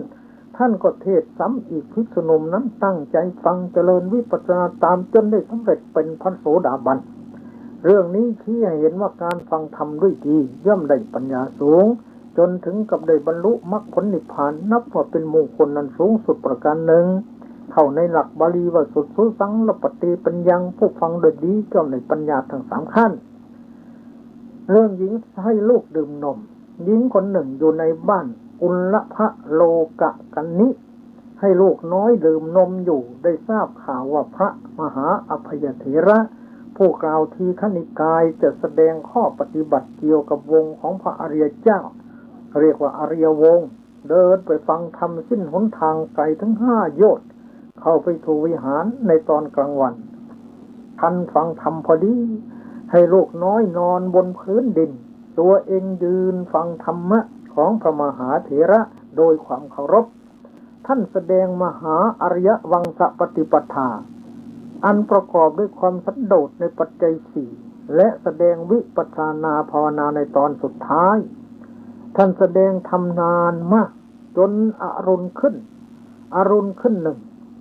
พระเถระแสดงธรรมจบหนึ่งการบรรลุโสดาปัตติผลของอุบาสิกานั้นหนึ่งทั้ง3นี้ได้มีในขณะเดียวกันเรื่องนี้ชี้ให้เห็นว่าท่านผู้มีศรัทธาแก่กล้าแม้หนทางจะไกลกันดารแค่ไหนก็อุตส่าห์ สละเวลาไปฟังธรรมะจนได้และขณะที่ฟังก็ตั้งใจฟังจริงๆถึงตอนว่าโดยภาคปฏิบัติก็ปฏิบัติจริงๆจนได้ผลจริงๆได้สิรินิ่งมงคลแก่ตนจริงดังเรื่องนี้เป็นตัวอย่างเพราะฉะนั้นทุกคนไม่ควรประมาทต่อการฟังธรรมเรื่องสัจจกนิครนในกรุงสาวัตถีนิครนชื่อสัจจกะเป็นบัณฑิตมีวาจาฉลาด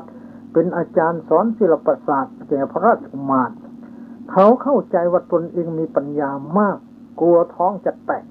จึงเอาแผ่นเหล็กรัดท้องไว้อัคคิเวสนะก็เป็นชื่อของท่านเหมือนกัน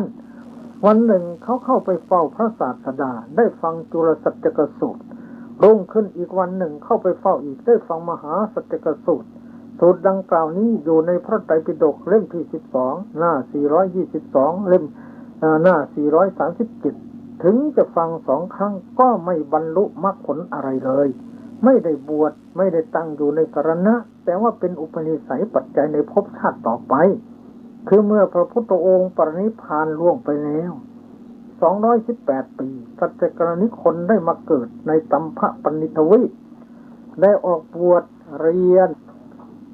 พระไตรปิฎกสอนศิษยานุศิษย์เป็นจำนวนมากปกครองหมู่คณะเป็นจำนวนมากวันหนึ่งท่านไปเยี่ยมพระอุปัชฌาย์พระอุปัชฌาย์มีความประสงค์จะเตือนท่านให้ปฏิบัติตามจึงมิได้กระทำสัพพะปราศัยด้วยท่านจึงกราบเรียนถามว่าท่านมีความผิดอะไรพระอุปัชฌาย์ตอบว่าคุณอยากเข้าใจว่าจิตแห่งบรรพชิตของคุณถึงที่สุดแล้วโดยเหตุเพียงเท่านี้กระผมจะทำอย่างไรต่อไปแล้วครับคุณจงหลีกทางออกจากหมู่หยุดการสอนเสียก่อนแล้วลงมือเจริญวิปัสสนากรรมฐานเถิดท่านตั้งอยู่ในโอวาทของพระอุปัชฌาย์เจริญวิปัสสนากรรมฐานไม่ช้าไม่นานก็ได้สำเร็จเป็นพระอรหันต์เรื่องนี้เชี่ยเห็นได้เด่นชัดแล้วว่าการฟังธรรมเป็นมงคลอันสูงสุดแก่ผู้ฟังโดยแท้แม้ชาตินี้จะไม่รู้เรื่องไม่เข้าใจก็ยังเป็นอุปนิสัยปัจจัยในภพชาติต่อไปได้ฉะนั้นสมควรที่ชาวพุทธทุกคนจะไม่ประมาทต่อการฟังธรรมะดูพระพุทธเจ้าเถิดรู้ว่าเขาจะไม่สำเร็จในชาตินี้หรอกสรณะพุทธังธรรมังเขาก็ไม่ถึงแต่พระองค์เห็นโน้นชาติต่อไปเขาจะได้มรรคได้ผลในนิพพานพระองค์ก็ยังอุตส่าห์ไปโปรดยังสัจจกนิครนที่เรามานี้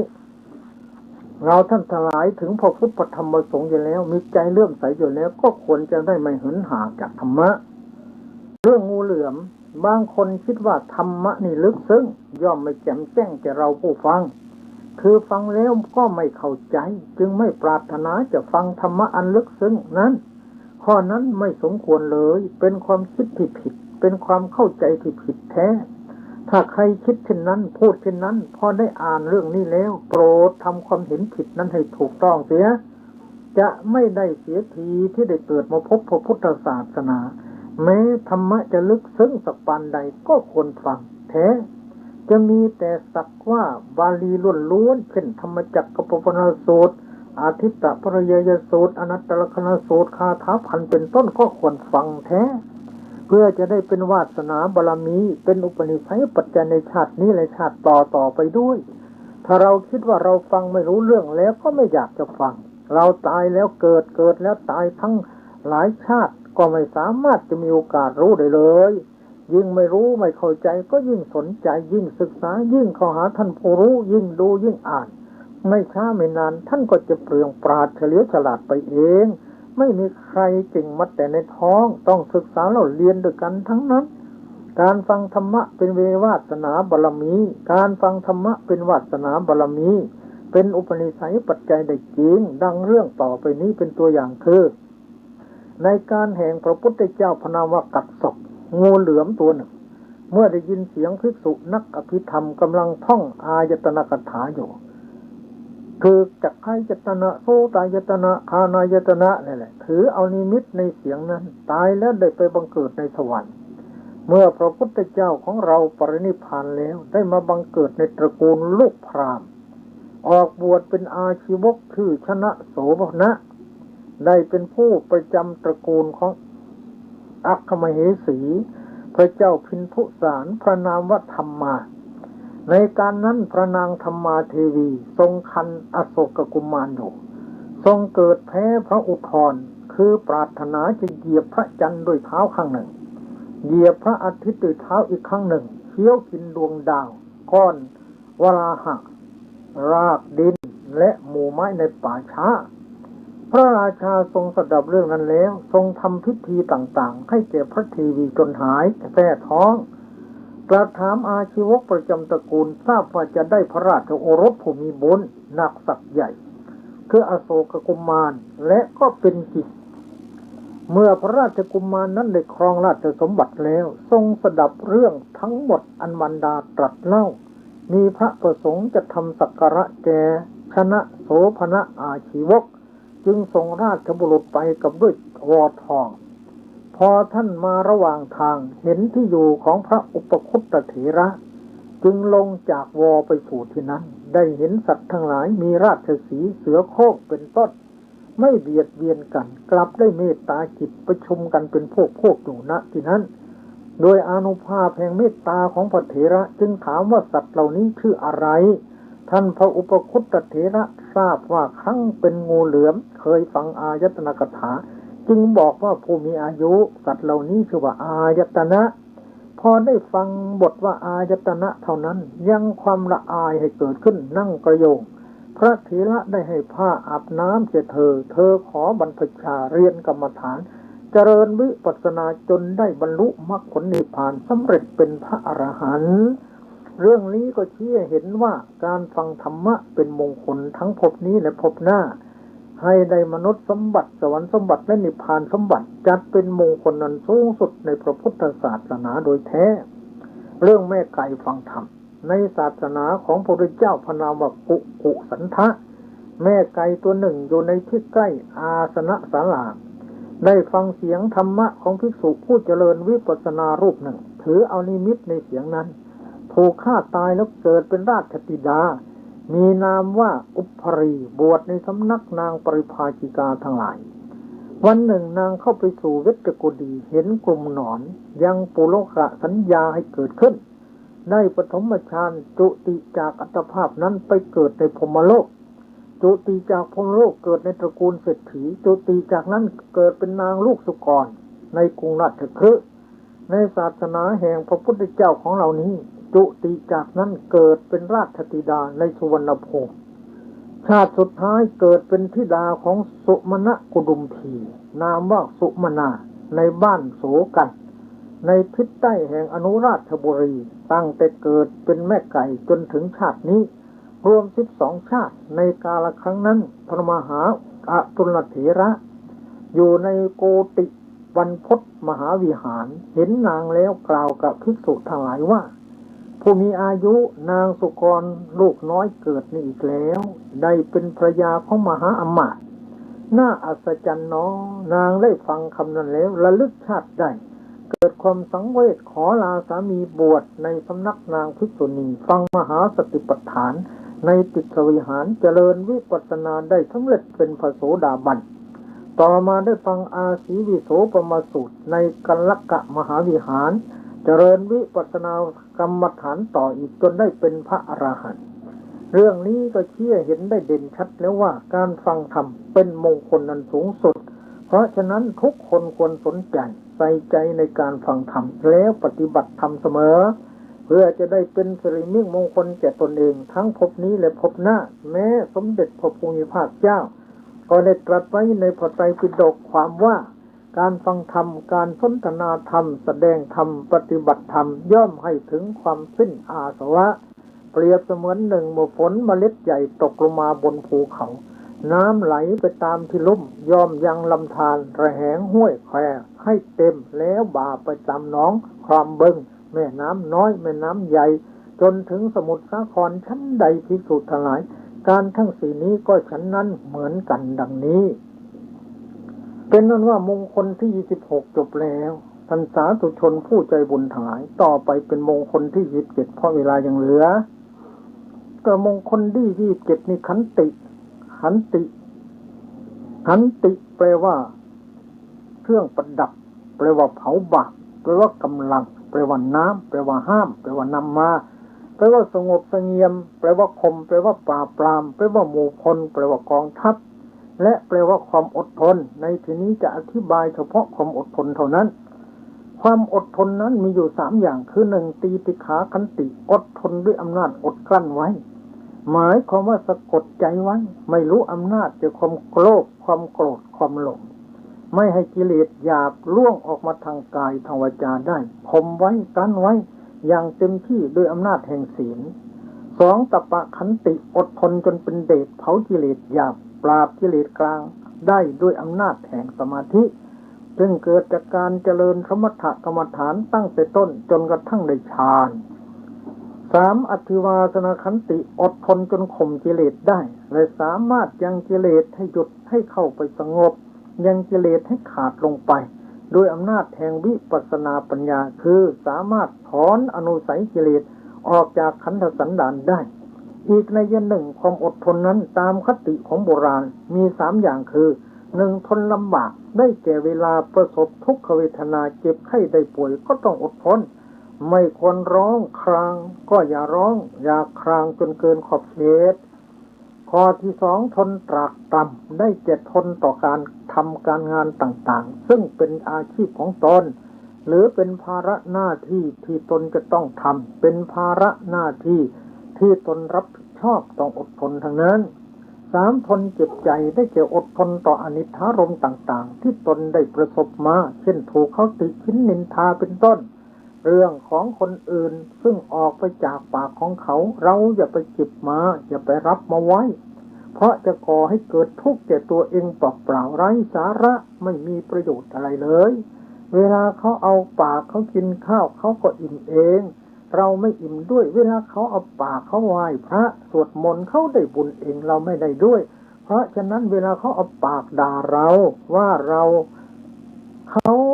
ก็ได้บาปเองข้อสำคัญเราอย่าไปรับไว้เป็นอันขาดเขาโกรธก็อย่าไปโกรธตอบถ้าเราโกรธตอบก็หมายความว่าเราเองเลวกว่าผู้โกรธก่อนดังที่พระพุทธองค์ตรัสสอนไว้ว่าตัดเสวะเตนะปาปิโยโยกุทังปฏิกุจฉติผู้ใดโกรธตอบคนที่โกรธก่อนแล้วผู้นั้นกลับเลวลงไปยิ่งกว่าคนโกรธก่อนดังนี้ถูกต้องเหลือเกินมันก็เหมือนกันกับเขาอุจจาระใส่มือเอาคอดมเสียในคอก็ไปแตะอุจจาระจากมือในขอมันก็ติดมือเราก็เหม็นจมูกเราอันนี้ก็เหมือนกันนั่นแหละเราไม่รับก็เป็นของเขาวันยังค่ำข้อที่3กายกรรมชั่วและยกคำพูดกลับเร็วลงไปยิ่งกว่าคนที่โกรธก่อนดังนี้การยกกรรมชั่วและยกคำพูดชั่วของคนอื่นไว้เหนือตนโดยไม่ทำการโกรธตอบนี้แหละชื่อว่าขันติคือความอดทนความอดทนนั้นโดยองค์ธรรมได้แก่อโทสะจิตสิกเมื่อจะกล่าวโดยสภาวะของธรรมะแล้วได้แก่มหากุศลจิต8มหากิริยาจิต8กับจิตสิก38ซึ่งมีโทสะเป็นประธานอโทสะจิตสิกมีความไม่ดุร้ายไม่พิโรธเป็นเครื่องหมายมีการกำจัดความอาฆาตความเร่าร้อนเป็นหน้าที่มีความเยือกเย็นเป็นผลปรากฏมีความใส่ใจดูอุบายอันแยบคายเป็นเหตุใกล้ชิดที่จะให้ความอดทนเกิดขึ้นความอดทนนั้นมีลักษณะดังนี้1อัศสุนันโตวิยะถูกเขาด่าด้วยอโกสวัตถุ10ด่าว่าเป็นโวเป็นควายเป็นอูฐก็ตามก็ทำทีเป็นราวกับว่าไม่ได้ยินคำด่านั้นคือทำเฉยๆเข้าตำราที่โบราณสอนว่าเอาหูไปนาเอาตาไปไร่ต้องทำเป็นคนหูหนวกหรือเป็นคนหูกระทะ2อัปปสันโตวิยะทำเป็นราวกับว่าไม่เห็นบุคคลผู้ด่าผู้จองจำต้องทำตนเป็นคนตาบอดหรือเป็นเหมือนตาไม้ไผ่3ภัทรกโตมนสิกาโรใส่ใจสนใจแต่ความเจริญด้วยศีลสมาธิปัญญา4ทะโมข่มความโกรธเสียได้ปราบความพยาบาทเสียได้5อุปสมโมเข้าไปสงบบาปประกาบาปประธรรมมีพยาบาทความอาฆาตจองเวรมัคคะความหลบหลู่บุญคุณท่านมานะความถือตัวธัมภะความหัวดื้อทิฏฐิความเห็นผิดเป็นต้น6อจันดิโกไม่ดุร้ายไม่หยาบคาย7อนัสโรโปไม่ปลูกน้ำตาให้แก่ใครๆคือไม่พยายามก่อทุกข์ให้แก่ผู้อื่นสร้างแต่ความเมตตาสงสารให้เกิดขึ้นแก่ผู้อื่นสัตว์อื่นเสมอ ไม่ทำให้ผู้อื่นเดือดร้อนถึงกับน้ำตาไหลหรือน้ำตาตก8อัตตมนัตตามีใจเบิกบานแจ่มใสคือมีปีติเอิบอิ่มใจเสมออันลักษณะของความอดทนนั้นโบราณท่านสอนลูกหลานไว้อย่างย่อๆว่าปิดหูซ้ายขวาปิดตา2ข้างปิดปากเสียบ้างเรานั่งสบายนะหรือบางทีก็เอาเขาวัวเขาควายเอามันมาใส่ช่างไว้ประตูบ้านแขวนไว้เมื่อโกรธก็ช่างมันในโบราณท่านใช้อย่างนั้นความอดทนถือว่าเป็นมงคลเพราะเหตุไรเพราะว่า1เป็นมหากุศล2ปลูกความสามัคคี3มีคนรักใคร่เอ็นดู4ไม่มีภัยไม่เวรไม่มีศัตรู5อยู่เย็นเป็นสุขทุกอิริยาบถ6ปรากฏผลอันเลิศ7ให้เกิดประโยชน์ทั้ง3 8ได้เครื่องประดับอันงาม9มีนามว่าบัณฑิต10ทำจิตให้ตั้งมั่น11ขยันเยือกเย็น12เป็นพรหมิหาร13ถึงนิพพานในวาระสุดท้ายนี่แหละอานิสงส์ขันติเป็นมงคลอย่างนี้ตัวอย่างประกอบในมงคลนี้คือเรื่องขันติวาทีดาบทพระพุทธเจ้าของเราสวยพระชาติเป็นพราหมณ์ชื่อว่ากุณฑะในเมืองพาราณสีออกบวชเป็นดาบทอยู่ในหิมวันตประเทศเข้าไปสู่เขตเมืองพาราณสีพักอยู่ในพระราชอุทยานวันหนึ่งพระเจ้ากลาปุกเดิมเหล้าจนมึนเมาเสียพระสติทอดพระเศียรลงบนตักของหญิงคนหนึ่งจนหลับไปหญิงพวกอื่นพากันไปไหว้พระดาบทแล้วฟังธรรมพระราชาทรงตื่นขึ้น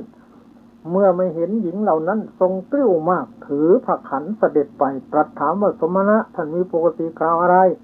ดาบทตอบว่ามีปกติกล่าวขันติมหาบพิตรขันติคืออะไรคือความไม่โกรธ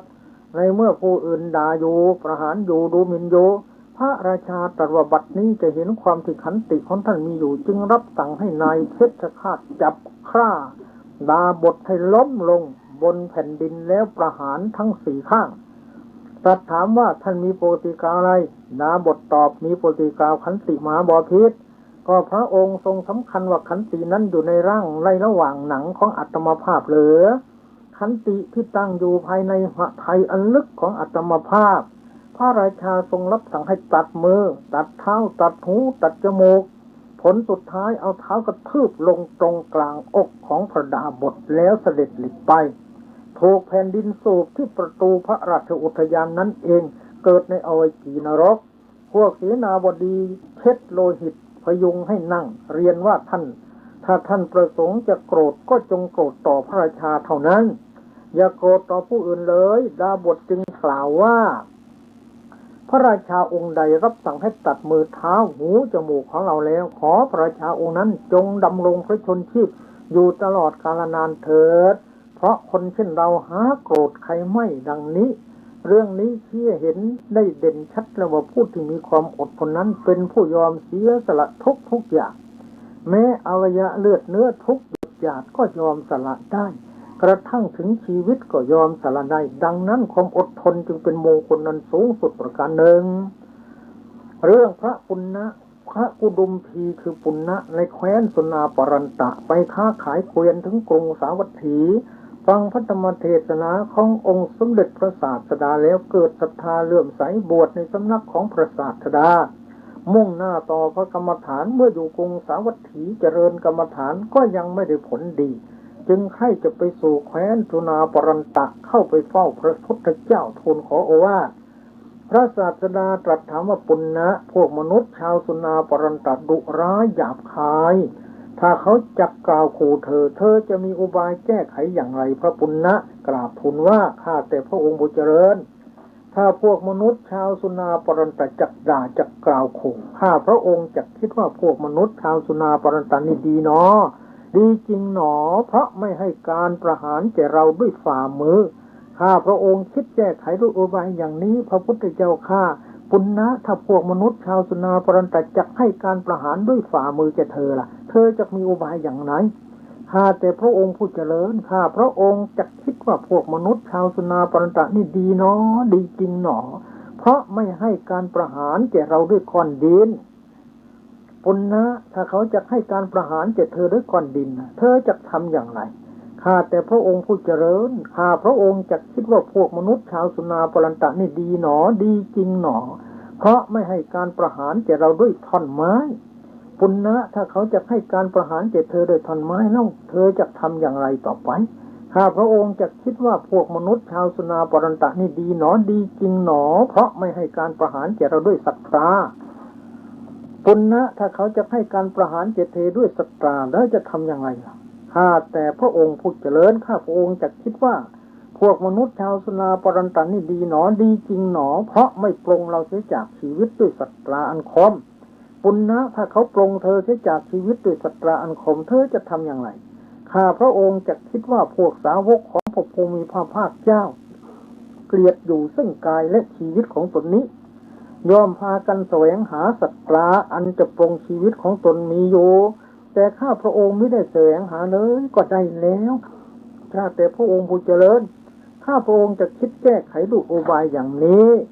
พระศาสดาประทานสาธุการสาธุสาธุปุณณะเธอประกอบด้วยความสงบคือความข่มใจนี้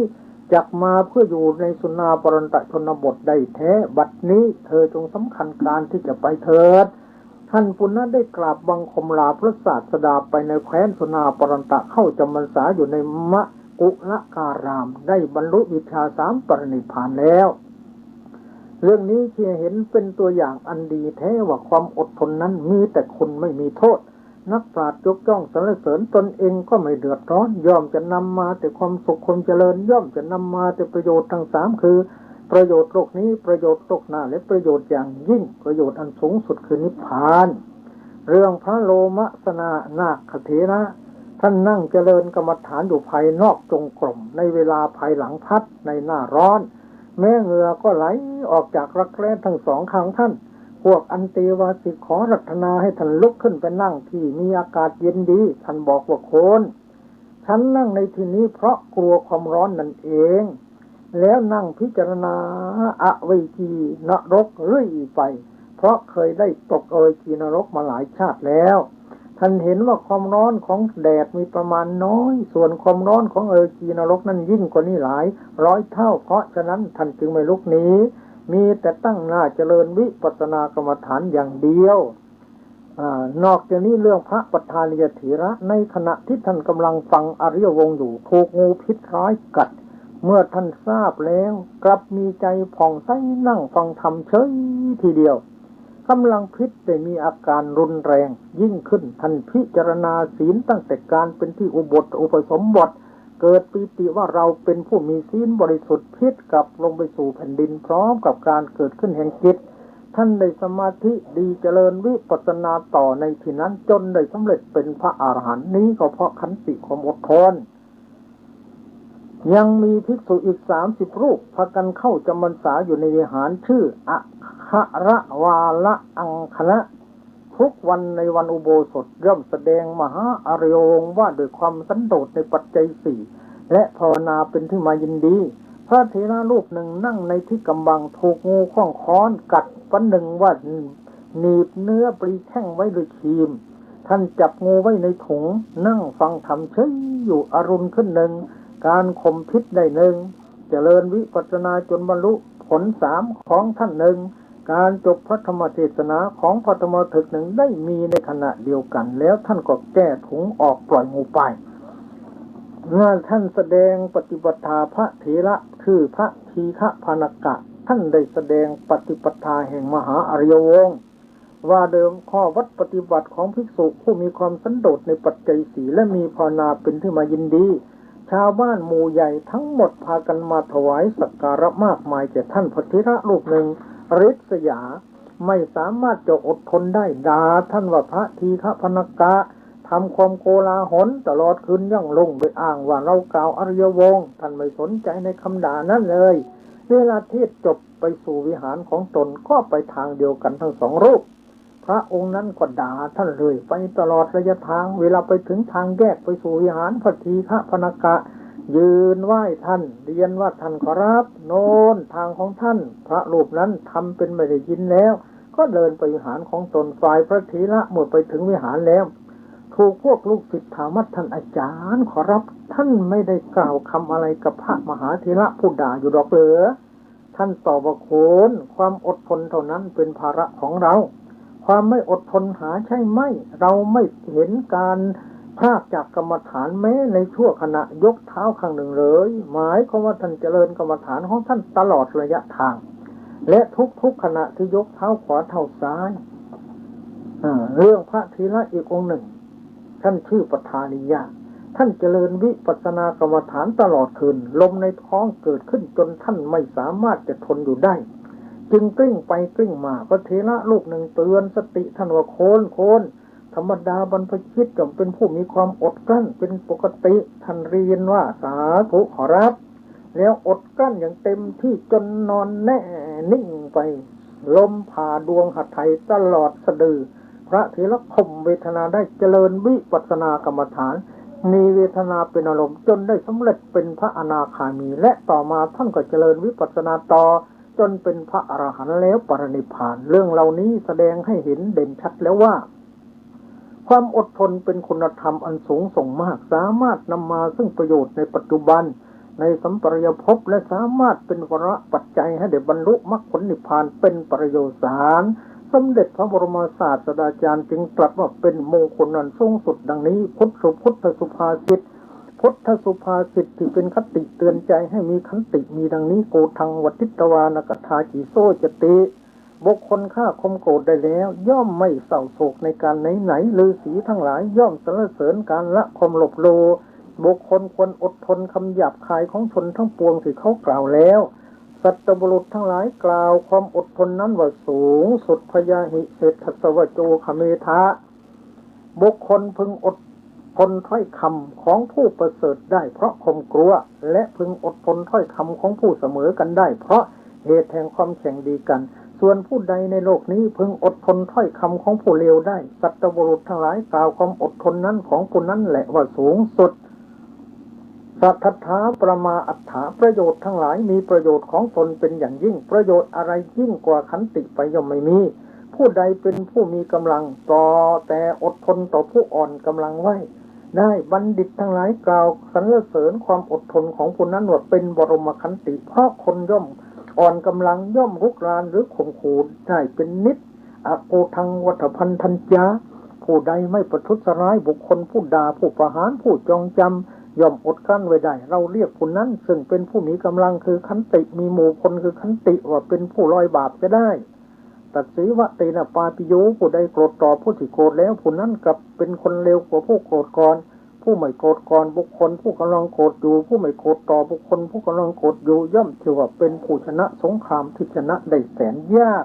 ท่านสาธุชนผู้ใจบุญทั้งหลายพระธรรมเทศนากันนี้สมควรเจเวลาขอยุติไว้แต่เพียงเท่านี้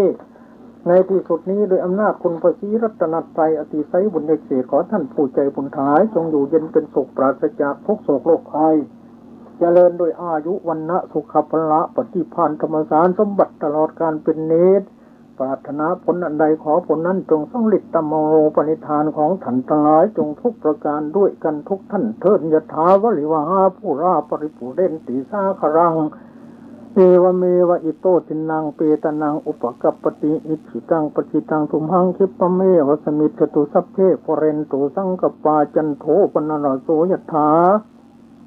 มะนิโชติระโสยถาสัพพิติโยวิวัตชันตุสัพพโรโควินัสสตุมาเตภวัตวันตรายโยสุขีทิฆายุโกภวะอภิวาทนาสีลิสนิจังหุทธาปัจจายโนจตารโอธรรมาวัฏฐันติอายุวันโนสุขังภะลัง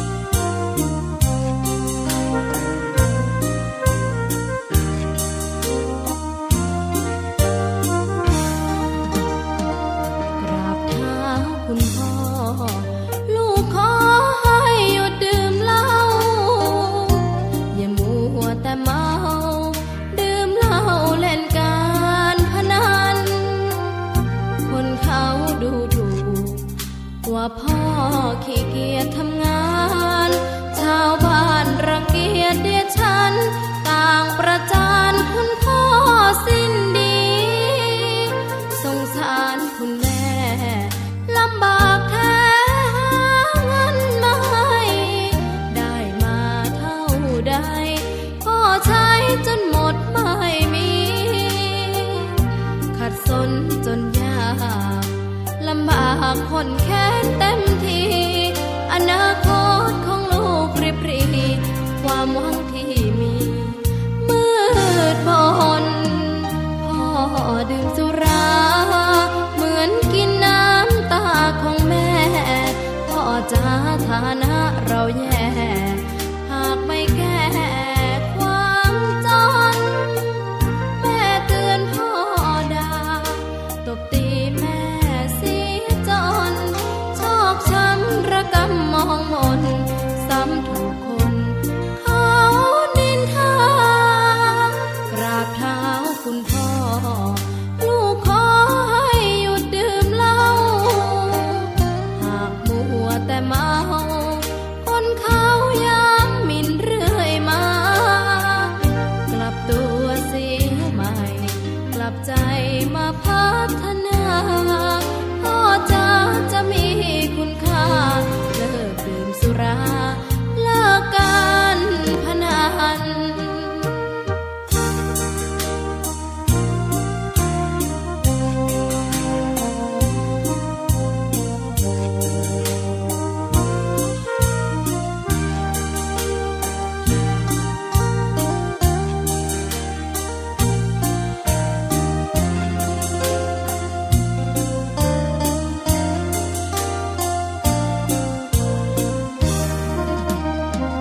พ่อดื่มสุราเหมือนกินน้ำตาของแม่พ่อจะฐานะเราแย่หากไม่แก้ความจนแม่เตือนพ่อด่าตบตีแม่เสียจนชอกช้ำระกำมองมนซ้ำถูกคนเขานินทากราบเท้าคุณพ่อลูกขอให้หยุดดื่มเหล้าหากมัวแต่เมาคนเขาย้ำหมิ่นเรื่อยมากลับตัวเสียใหม่กลับใจมาพัฒนาพ่อจะมีคุณค่าเลิกดื่มสุราเลิกการพนัน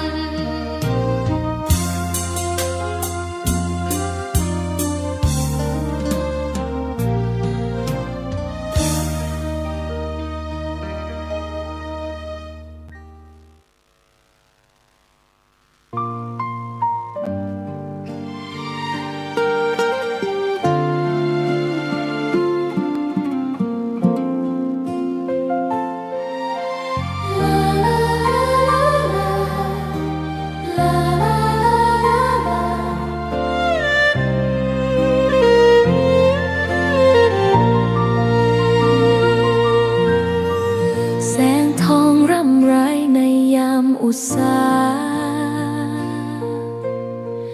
ยังเห็นพระเมตตาอยู่ทุกแห่งหนน้ำพระทัยฉโลมใจคนทั่วพื้นแผ่นดินยังอบอุ่นรอยยิ้มพระพักตร์ยังส่องแสงในดวงใจไทยไม่ลืมเสียงสายลมแผ่วเบาเหมือนเอ่ยคำปลอบว่าพระองค์ยังอยู่ใกล้ขอกราบแทบบาทด้วยรักนิรันดร์น้ำตาหลั่งพลันจากใจคนไทยแม้เสด็จสู่ฟ้าไกลแต่พระหฤทัยอยู่ในแผ่นดินนี้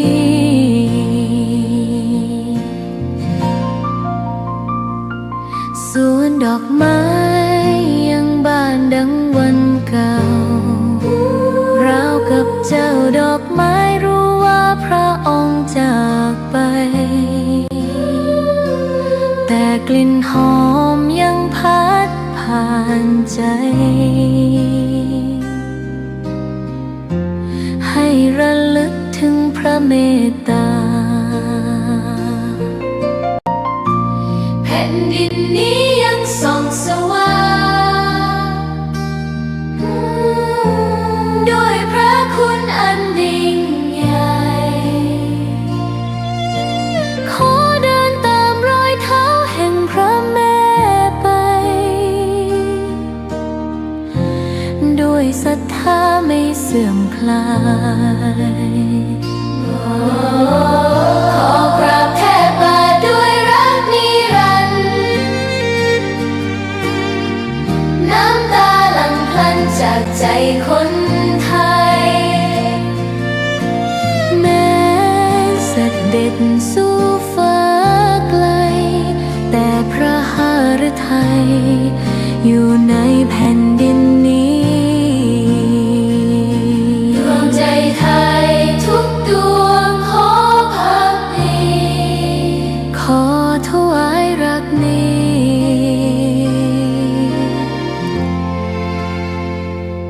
นิรันดร์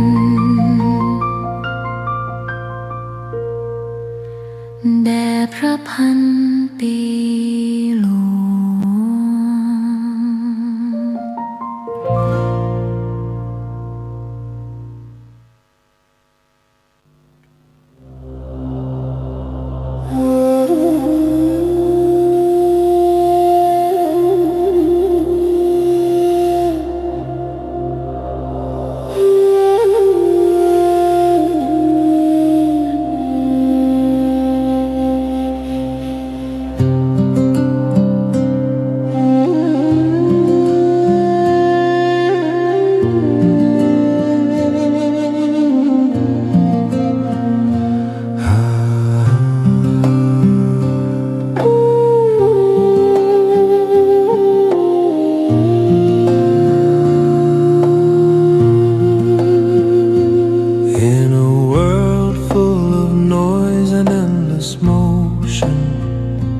There's a road that returns us to the heart.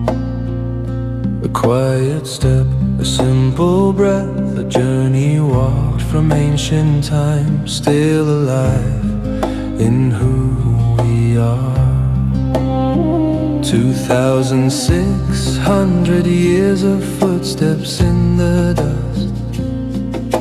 wandering men to wake the sleeping mind. Across the fields, across the oceans, the two-dome path continues through our time. Shake off the comfort, shake off the fear, shake off the weight we've carried for years. In every step, the truth appears, a life stripped down to what is clear. This is Tudong, the ancient way, a path of peace in a restless day. No protest, no demand, no claim, just compassion carried in a flame. Through forests, mountains, fields and streets, their silence speaks where words can't reach. One mindful step, one open heart, this is where awakening starts.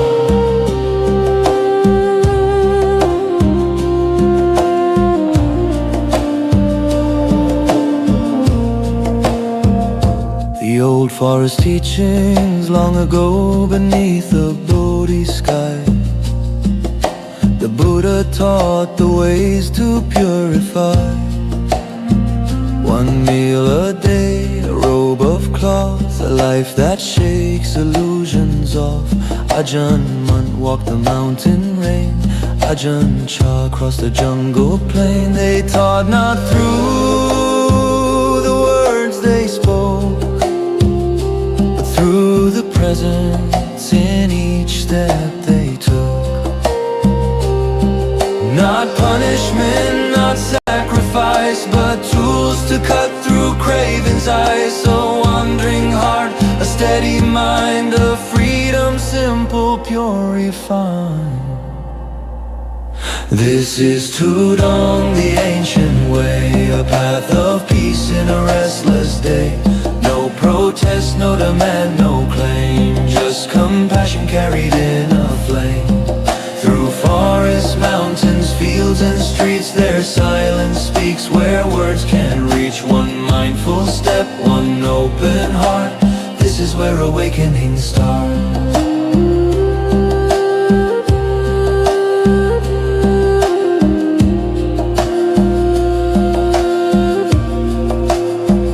Across America, in 2025 they crossed the sea.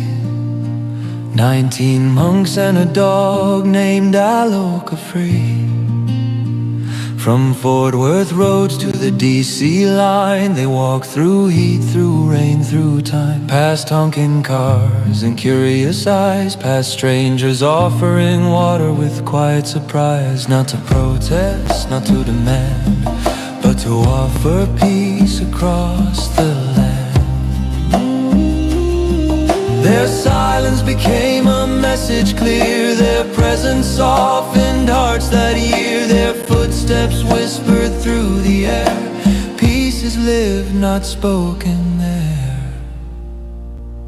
This is Tudong, the ancient way, a path of peace in a restless day. No protest, no demand, no claim, just compassion carried in a flame. Through forests, mountains, fields and streets, their silence speaks where words can't reach. One mindful step, one open heart, this is where awakening starts.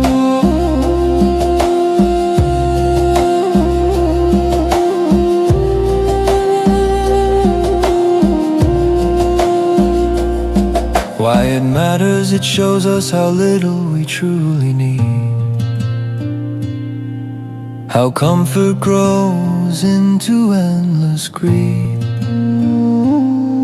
How simple living clears the mind. How peace begins on the inside. No weapons carried, no money held, just discipline and a heart that's well. And when we see them walking by, something softens deep inside. This is Tudong, the ancient way, a path of peace in a restless day. No protest, no demand, no claim, just compassion carried in a flame. From India's forest to Thailand's rain, to America's highways wide and plain. One mindful step, one open heart, this is where awakening starts. From the forests of old to the cities today, the Tudong path still finds its way. A path of discipline, humble and free, a quiet offering for all to see. May every step remind us still, peace is near when the heart is still.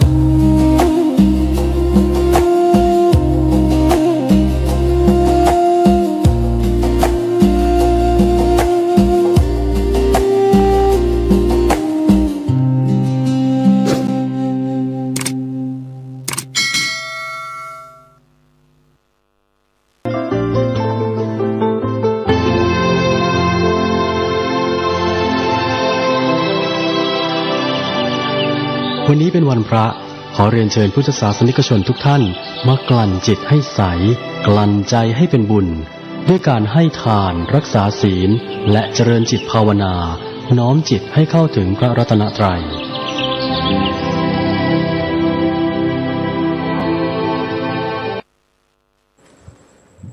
ขอกราบถวายความนอบน้อมแด่พระรัตนตรัยถวายความเคารพพระมหาเถระพระเถรานุเถระทุกท่าน ขอเจริญสุขญาติโยมสาธุชนที่กำลังติดตามรับฟังรายการจากสถานีวิทยุแห่งนี้ทุกท่าน ขอนำท่านผู้ฟังเข้าสู่รายการคดีโลกคดีธรรมพบกันในวันนี้ วันแรม15 ค่ำเดือน 6วันนี้ตรงกับวันเสาร์ที่16พฤษภาคมพระพุทธศักราช2569รายการคดีโลกคดีธรรมมีให้ท่านผู้ฟังติดตามรับฟังเป็นประจำทุกวันทางสถานีวิทยุแห่งนี้ท่านสามารถติดตามรับฟังรายการนี้ได้ผ่านโทรศัพท์มือถือโดยการดาวน์โหลดแอปพลิเคชันที่ชื่อว่าวิทยุพุทธศาสนาทั่วไทยและสามารถติดตามรับฟังย้อนหลังได้ทาง YouTube ที่ช่องวัดฝายหินและธรรมะคลื่นสีขาวขอกราบขอบพระคุณผู้อำนวยการสถานีวิทยุทุกท่านที่ให้โอกาสรายการคดีโลกคดีธรรมทำหน้าที่รายการในวันนี้ขอเริ่มต้นข่าวประชาสัมพันธ์แจ้งบอกกับสาธุชนทั้งหลายให้ได้รับทราบโดยทั่วกันถึงกิจกรรมที่ทางวัดวาอารามหน่วยงานองค์กรทางพระพุทธศาสนากำลังจะดำเนินการให้มีขึ้นในแต่ละช่วงของเดือนของวันซึ่งในช่วงนี้จะเป็นช่วงของการจัดกิจกรรมปฏิบัติธรรมประจำเดือนพฤษภาคมไม่ว่าจะเป็นที่วัดป่าจริยธรรมวัดป่าสะพาน2วัดอื่นๆที่จัดกิจกรรมเป็นปกติโดยเฉพาะสำนักปฏิบัติธรรมประจำจังหวัดจะมีกิจกรรมเป็นประจำทุกเดือนเช่นกันส่วนองค์กรที่กำลังจะเริ่มประชุมและสรุปงานกันเสร็จไปเมื่อวันพฤหัสที่14พฤษภาคมที่ผ่านมาก็ได้ประกาศจัดกิจกรรมมอบรางวัลเสาอโศกผู้นำศีลธรรมไปเป็นที่เรียบร้อยแล้วโดยการกำหนดวันจัดงานนั้นมีเพียงวันเดียวคือวันศุกร์ที่5มิถุนายนพระพุทธศักราช2569งานจะเริ่มตั้งแต่เวลา 7 นาฬิกาเป็นต้นไปโดยมีกำหนดการที่จะนำมาแจ้งให้กับสาธุชนได้ทราบเป็นเบื้องต้นดังนี้กำหนดการงานมอบรางวัลเสาอโศกผู้นำศีลธรรมประจำปีพระพุทธศักราช2569ในช่วงเช้าคณะสงฆ์คณะกรรมการแขกผู้มีเกียรติที่รับเชิญรวมถึงผู้เข้ารับรางวัลเสาอโศกผู้นำศีลธรรมและผู้เข้ารับของที่ระลึกรับบัตรโบและเข้านั่งประจำที่โดยจะเริ่มตั้งแต่เวลา 7 นาฬิกาเป็นต้นไปจนถึงเวลา 9 นาฬิกา 30 นาทีท่านผู้ฟังจากนั้นเวลา 8 นาฬิกา 30 นาทีขออภัยเวลา 9 นาฬิกา 30 นาทีถึง 11 นาฬิกาจะเป็นการบรรยายพิเศษในหัวข้อเรื่องธรรมนาวาวังองค์บรรยายก็คือ ท่านเจ้าคุณพระราชยาน วัชรชิโนภาสหรือพระอาจารย์ต้น เจ้าของโครงการธรรมนาวาวัง จะมาบรรยายด้วยตนเองในเช้าของวันศุกร์ที่ 5 มิถุนายน จากนั้นประธานในพิธีไม่ว่าจะประกอบไปด้วยพลเอกธงชัยเกื้อสกุลนายกสภามหาวิทยาลัยเทคโนโลยีราชมงคลธัญบุรีนายกสมาคมผู้ทำคุณประโยชน์เพื่อพระพุทธศาสนาแห่งประเทศไทยรองศาสตราจารย์ดร.สมหมายผิวสะอาดอธิการบดีมหาวิทยาลัยเทคโนโลยีราชมงคลธัญบุรีดร.สิริทัศน์โรจนพฤกษ์ประธานกรรมการอำนวยการกิตติมศักดิ์คุณตุ๊กตาแซ่เอียบประธานกรรมการจัดงานร่วมกันถวายเครื่องไทยธรรมแด่ท่านเจ้าคุณพระราชยานวัชรชิโนภาสนี่เป็นกิจกรรมการบรรยายพิเศษตั้งแต่ช่วงเช้าเลยท่านผู้ฟังจากนั้นถวายภัตตาหารเพลแด่พระสงฆ์ที่มาร่วมงานเวลา 11 นาฬิกาในภาคบ่ายนั้นก็จะเข้าสู่พิธีการมอบรางวัลเสาอโศกผู้นำศีลธรรมโดยเริ่มต้นกิจกรรมตั้งแต่เวลา 12:30 นาทีจะมีขบวนพิธีอัญเชิญเสาอโศกผู้นำศีลธรรมซึ่งเป็นการจัดริ้วขบวนใหญ่เพื่อที่จะอัญเชิญเสาอโศกเข้าสู่ห้องประชุมก็จะมีความอลังการจัดได้อย่างสวยงามทีเดียวในวันนั้นเวลา 13 นาฬิกาถึงเวลา 13:30 นาทีเป็นการแสดงโขนของคณะศิลปศาสตร์มหาวิทยาลัยเทคโนโลยีราชมงคลธัญบุรีโดยในเนื้อเรื่องนั้นจะเน้นแม่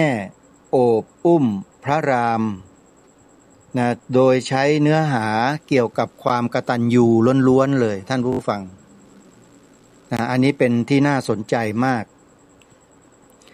จากนั้นเวลา 13:30 นาทีถึงเวลา 14 นาฬิกาท่านพลเอกธงชัยเกื้อสกุลและประธานโครงการเสาอโศกผู้นำศีลธรรมกล่าวต้อนรับ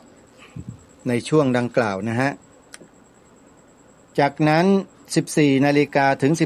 14:30 นาทีคณะพระภิกษุ Walk for Peace ก็จะได้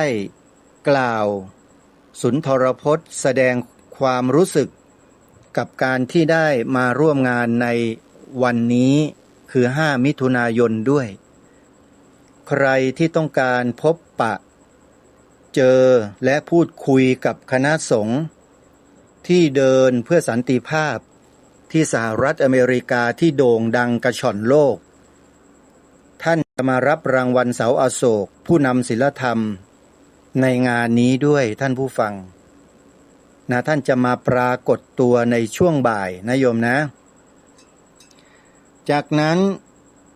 ก็จะเป็นการซักซ้อมพิธีเข้ารับรางวัลของผู้ที่ได้รับการประกาศรายชื่อโดยจะมีการซักซ้อมกันในระยะเวลาประมาณ1 ชั่วโมงโดยประมาณและจากนั้นก็จะเป็นการกล่าวยกย่องคนดีที่อุทิศตนเพื่องานส่งเสริมกิจการพระพุทธศาสนาและเป็นบุคคลต้นแบบทางพระพุทธศาสนาที่สมควรเอาเป็นเยี่ยงอย่างส่งเสริมสร้างความมั่นคงเข้มแข็งในพระพุทธศาสนาและนำบุคคลที่ได้รับรางวัล เข้าร่วมกิจกรรมสำคัญทางพระพุทธศาสนาตามความเหมาะสมอันนี้เป็นกิจกรรมที่ทางสมาคมผู้ทำคุณประโยชน์เพื่อพระพุทธศาสนาประเทศไทยได้เตรียมที่จะดำเนินการให้เกิดมีขึ้นในช่วงโอกาสหลายๆโอกาสที่สามารถจะดำเนินการได้โดยเฉพาะในช่วงที่ผ่านมาวันวิสาขบูชาซึ่งเป็นวันที่สำคัญทางพระพุทธศาสนาและวันสำคัญของชาติไทยของเราทางสมาคมผู้ทำคุณประโยชน์เพื่อพระพุทธศาสนาก็มีจัดกิจกรรมวันวิสาขบูชาที่สมาคมด้วยใครที่สนใจ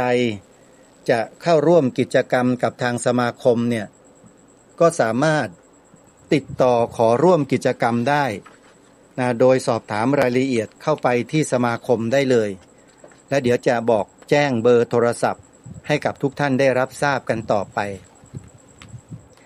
กิจกรรมในช่วงบ่ายนั้นเมื่อซักซ้อมกันเสร็จแล้วก็จะเริ่มประกอบพิธีมอบรางวัลโดยประธานผู้เป็นผู้มอบรางวัลในครั้งนี้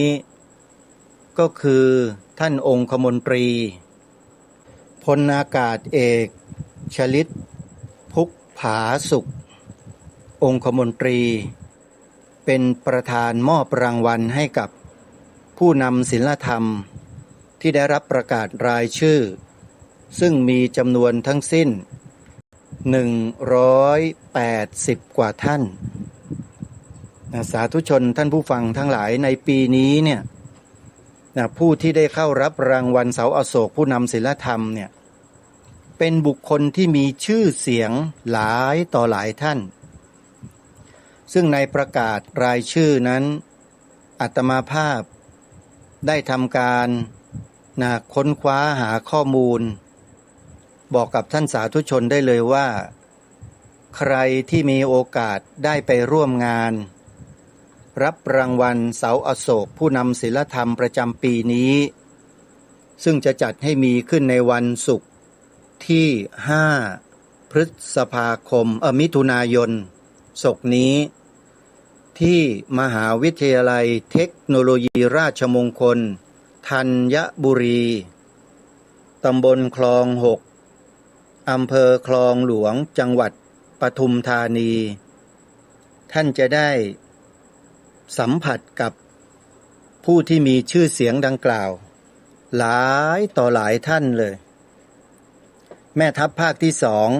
2คือแม่ทัพกุ้งก็มารับรางวัลที่นี่ด้วยดารานักแสดงนักร้องก็มารับรางวัลหลายท่านผู้นำในระดับที่พวกเราไม่คาดคิดก็จะเดินทางมารับรางวัลนี้ด้วยพระสงฆ์ที่เดิน Walk for Peace อเมริกาก็มาในงานนี้ด้วยท่านผู้ฟังปีนี้ถือว่าเป็นปีที่พิเศษที่ทางสมาคม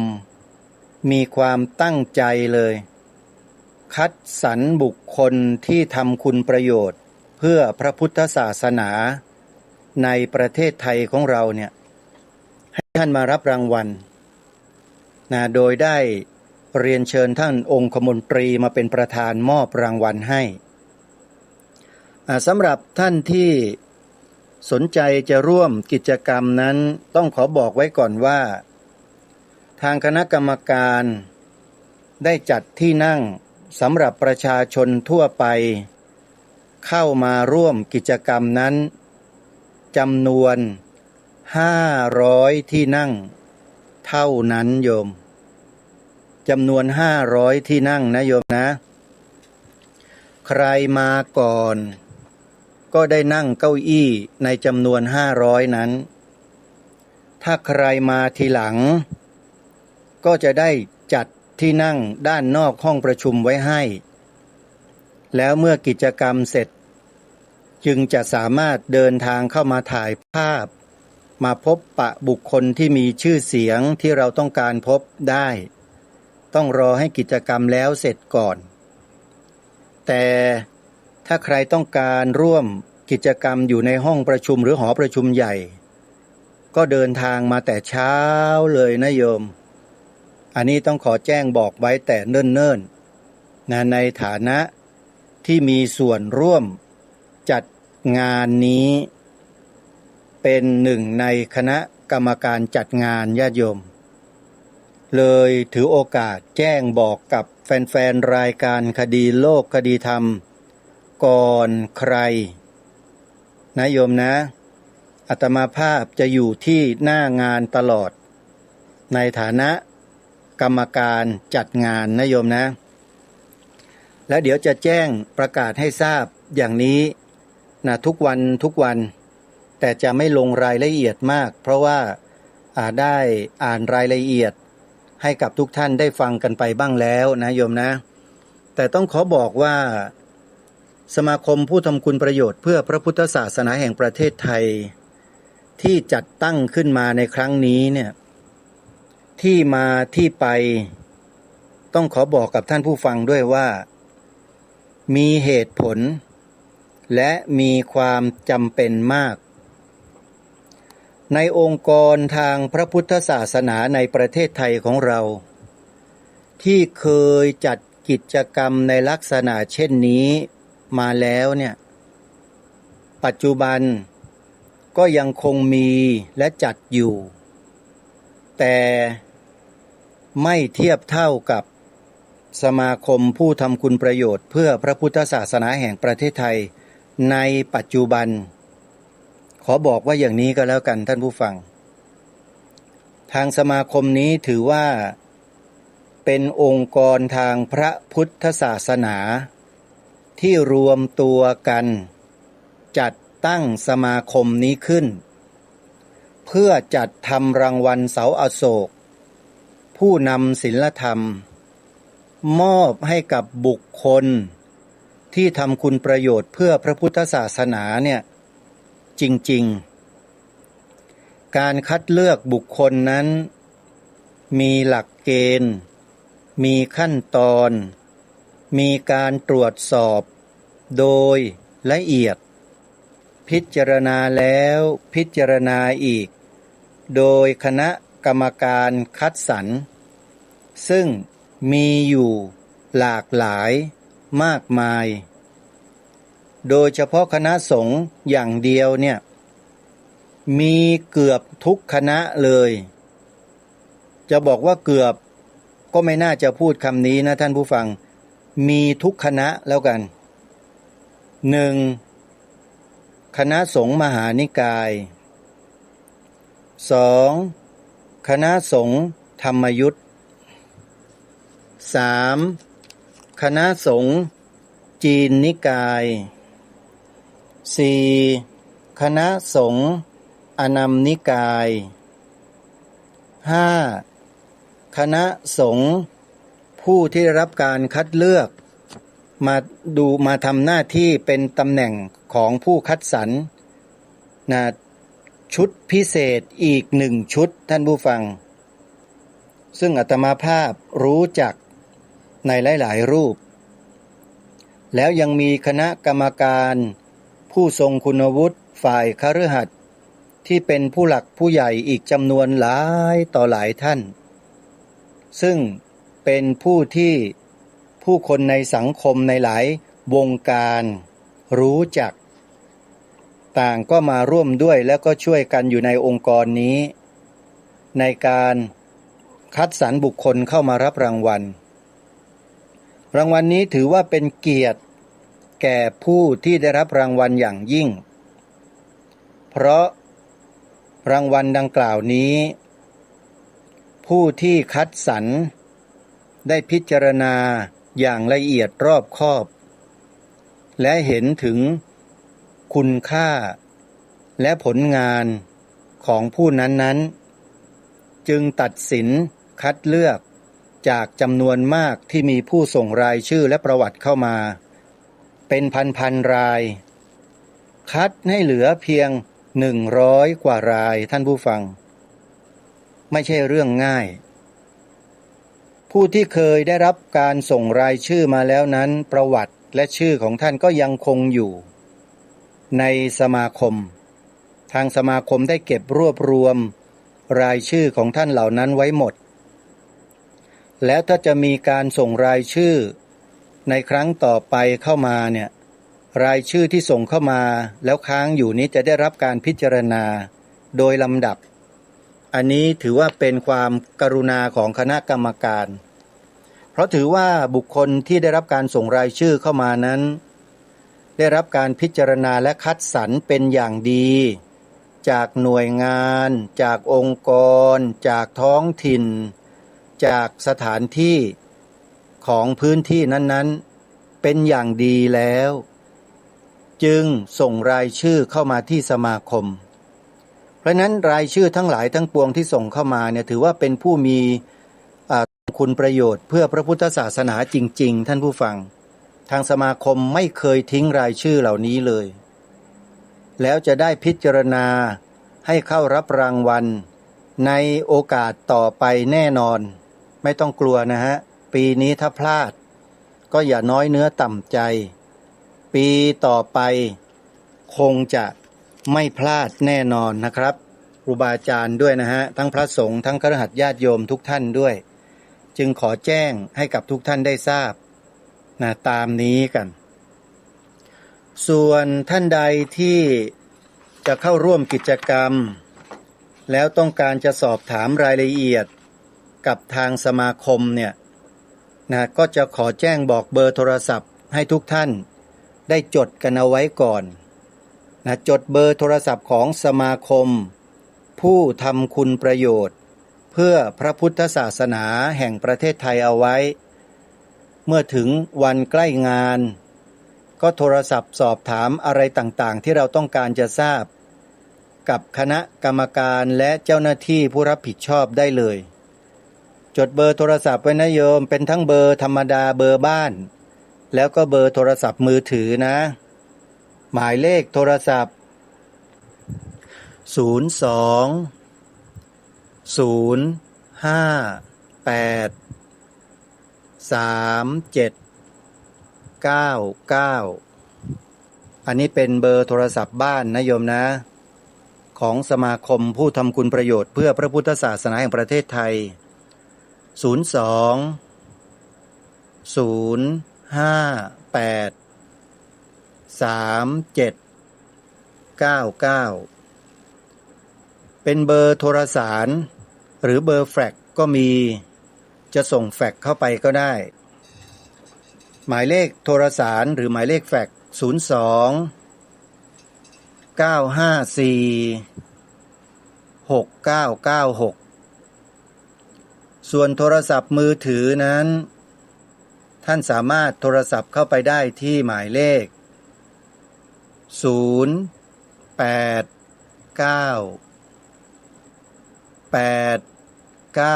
ขออภัย982-5598อีกครั้งหนึ่งนะเบอร์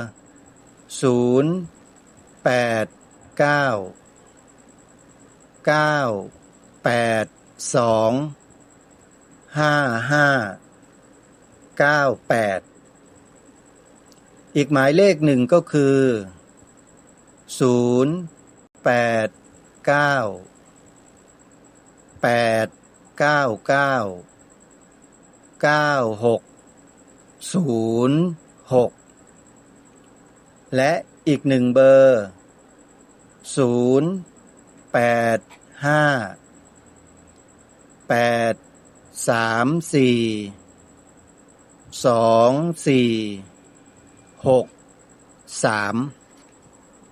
สอบถามรายละเอียดสถานที่จัดงานวันเวลาสถานที่นั่งสำรองที่นั่งอะไรต่างๆเนี่ยนะญาติโยมสามารถที่จะสำรองได้เลยสรุปอีกครั้งหนึ่งว่างานที่จะจัดให้มีขึ้นเกี่ยวกับการมอบรางวัลเสาอโศกผู้นำศีลธรรมประจำปีนี้จะจัดขึ้นในวันศุกร์ที่5 มิถุนายนศกนี้ที่ มหาวิทยาลัยเทคโนโลยีราชมงคลธัญบุรีตำบลคลอง6อำเภอคลองหลวงจังหวัดปทุมธานีนะขอไปติดต่อสอบถามรายละเอียดเข้าไปตามหมายเลขโทรศัพท์ที่แจ้งไปแล้วนั้นได้ทุกวันท่านผู้ฟัง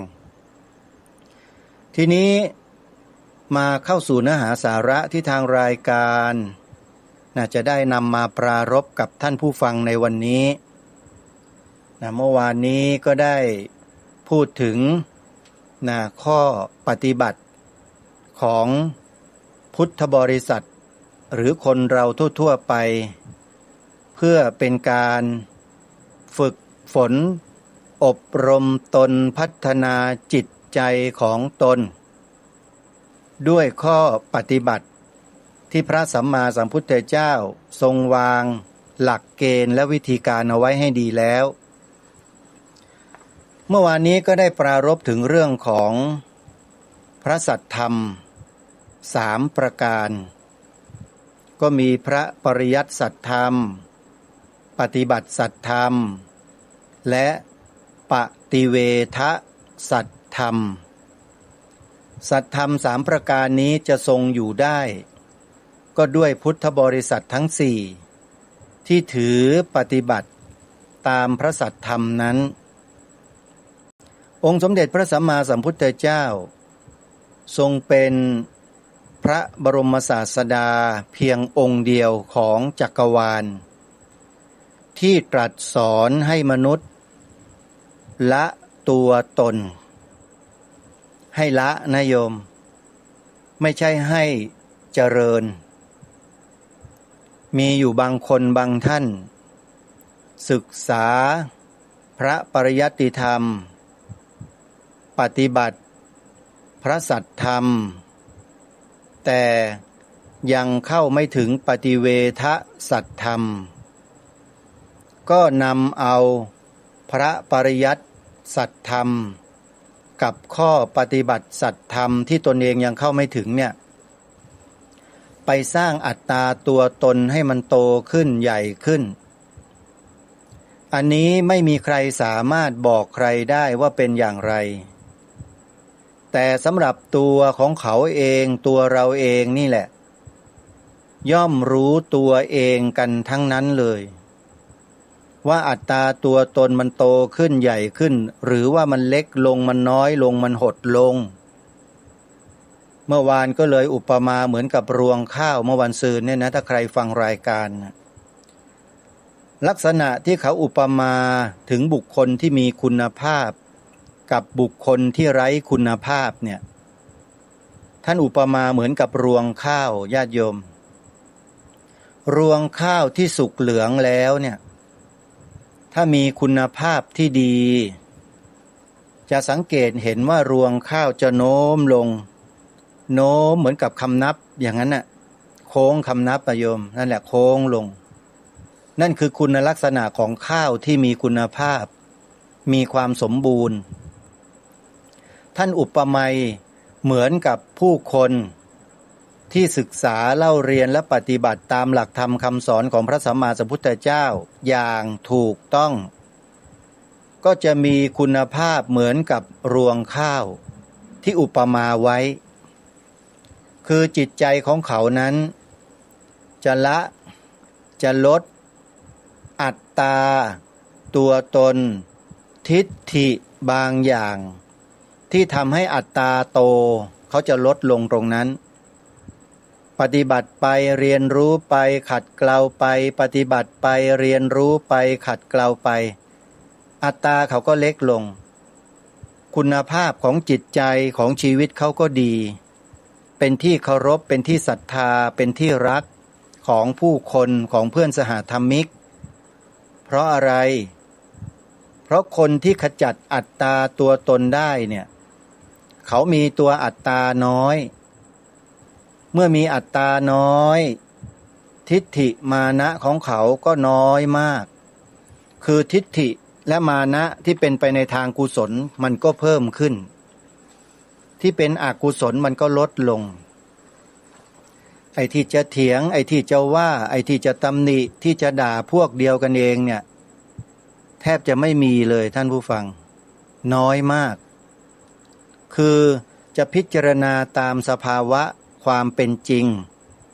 แก่นแท้ๆเลยคนที่เข้าถึงสภาวะธรรมตามความเป็นจริงเนี่ยนะท่านผู้ฟังเขาจะไม่ด่าไม่ว่าตำหนิเสียดสีพวกเดียวกันเองอย่างรุนแรงเขาไม่ทำหรอกถึงแม้ว่าคนนั้นจะกระทำความผิดแค่ไหนก็ตามเขาจะไม่ด่าไม่ว่ากันถึงรุนแรงหรือประจานวิพากษ์กันออกสู่ที่สาธารณะ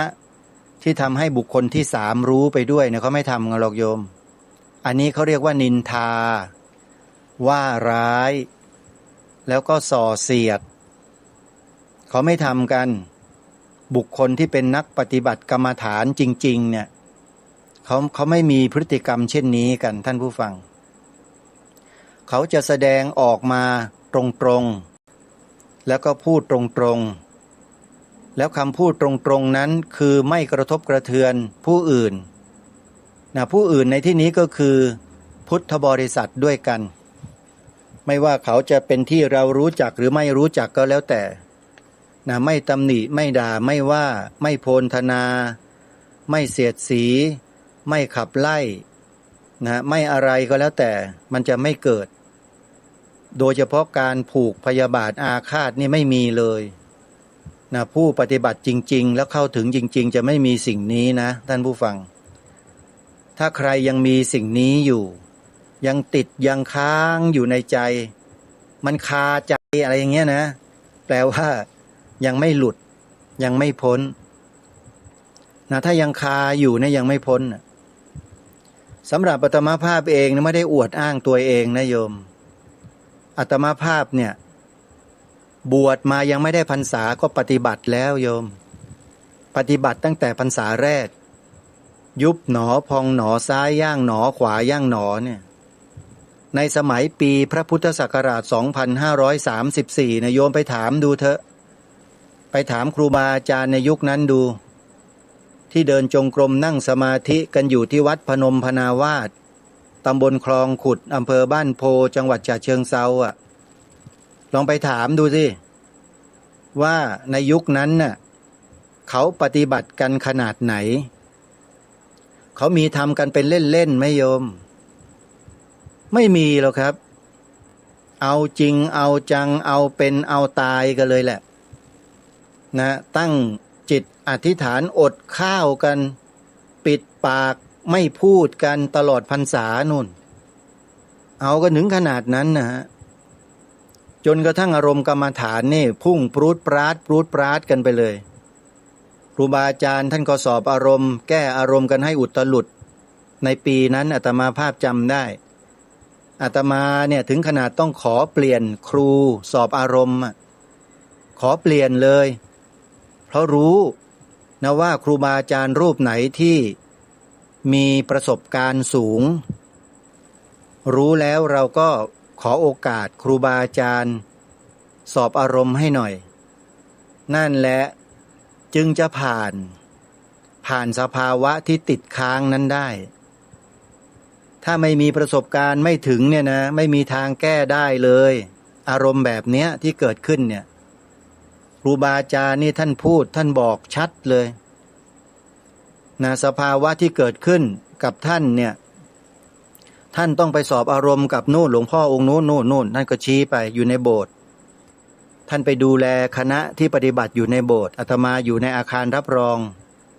แล้วก็มีกลุ่มหนึ่งอยู่บนศาลาอีกกลุ่มหนึ่งอยู่ลานธรรมนี่เขาแยกกัน4กลุ่มปฏิบัติกันในพรรษานั้น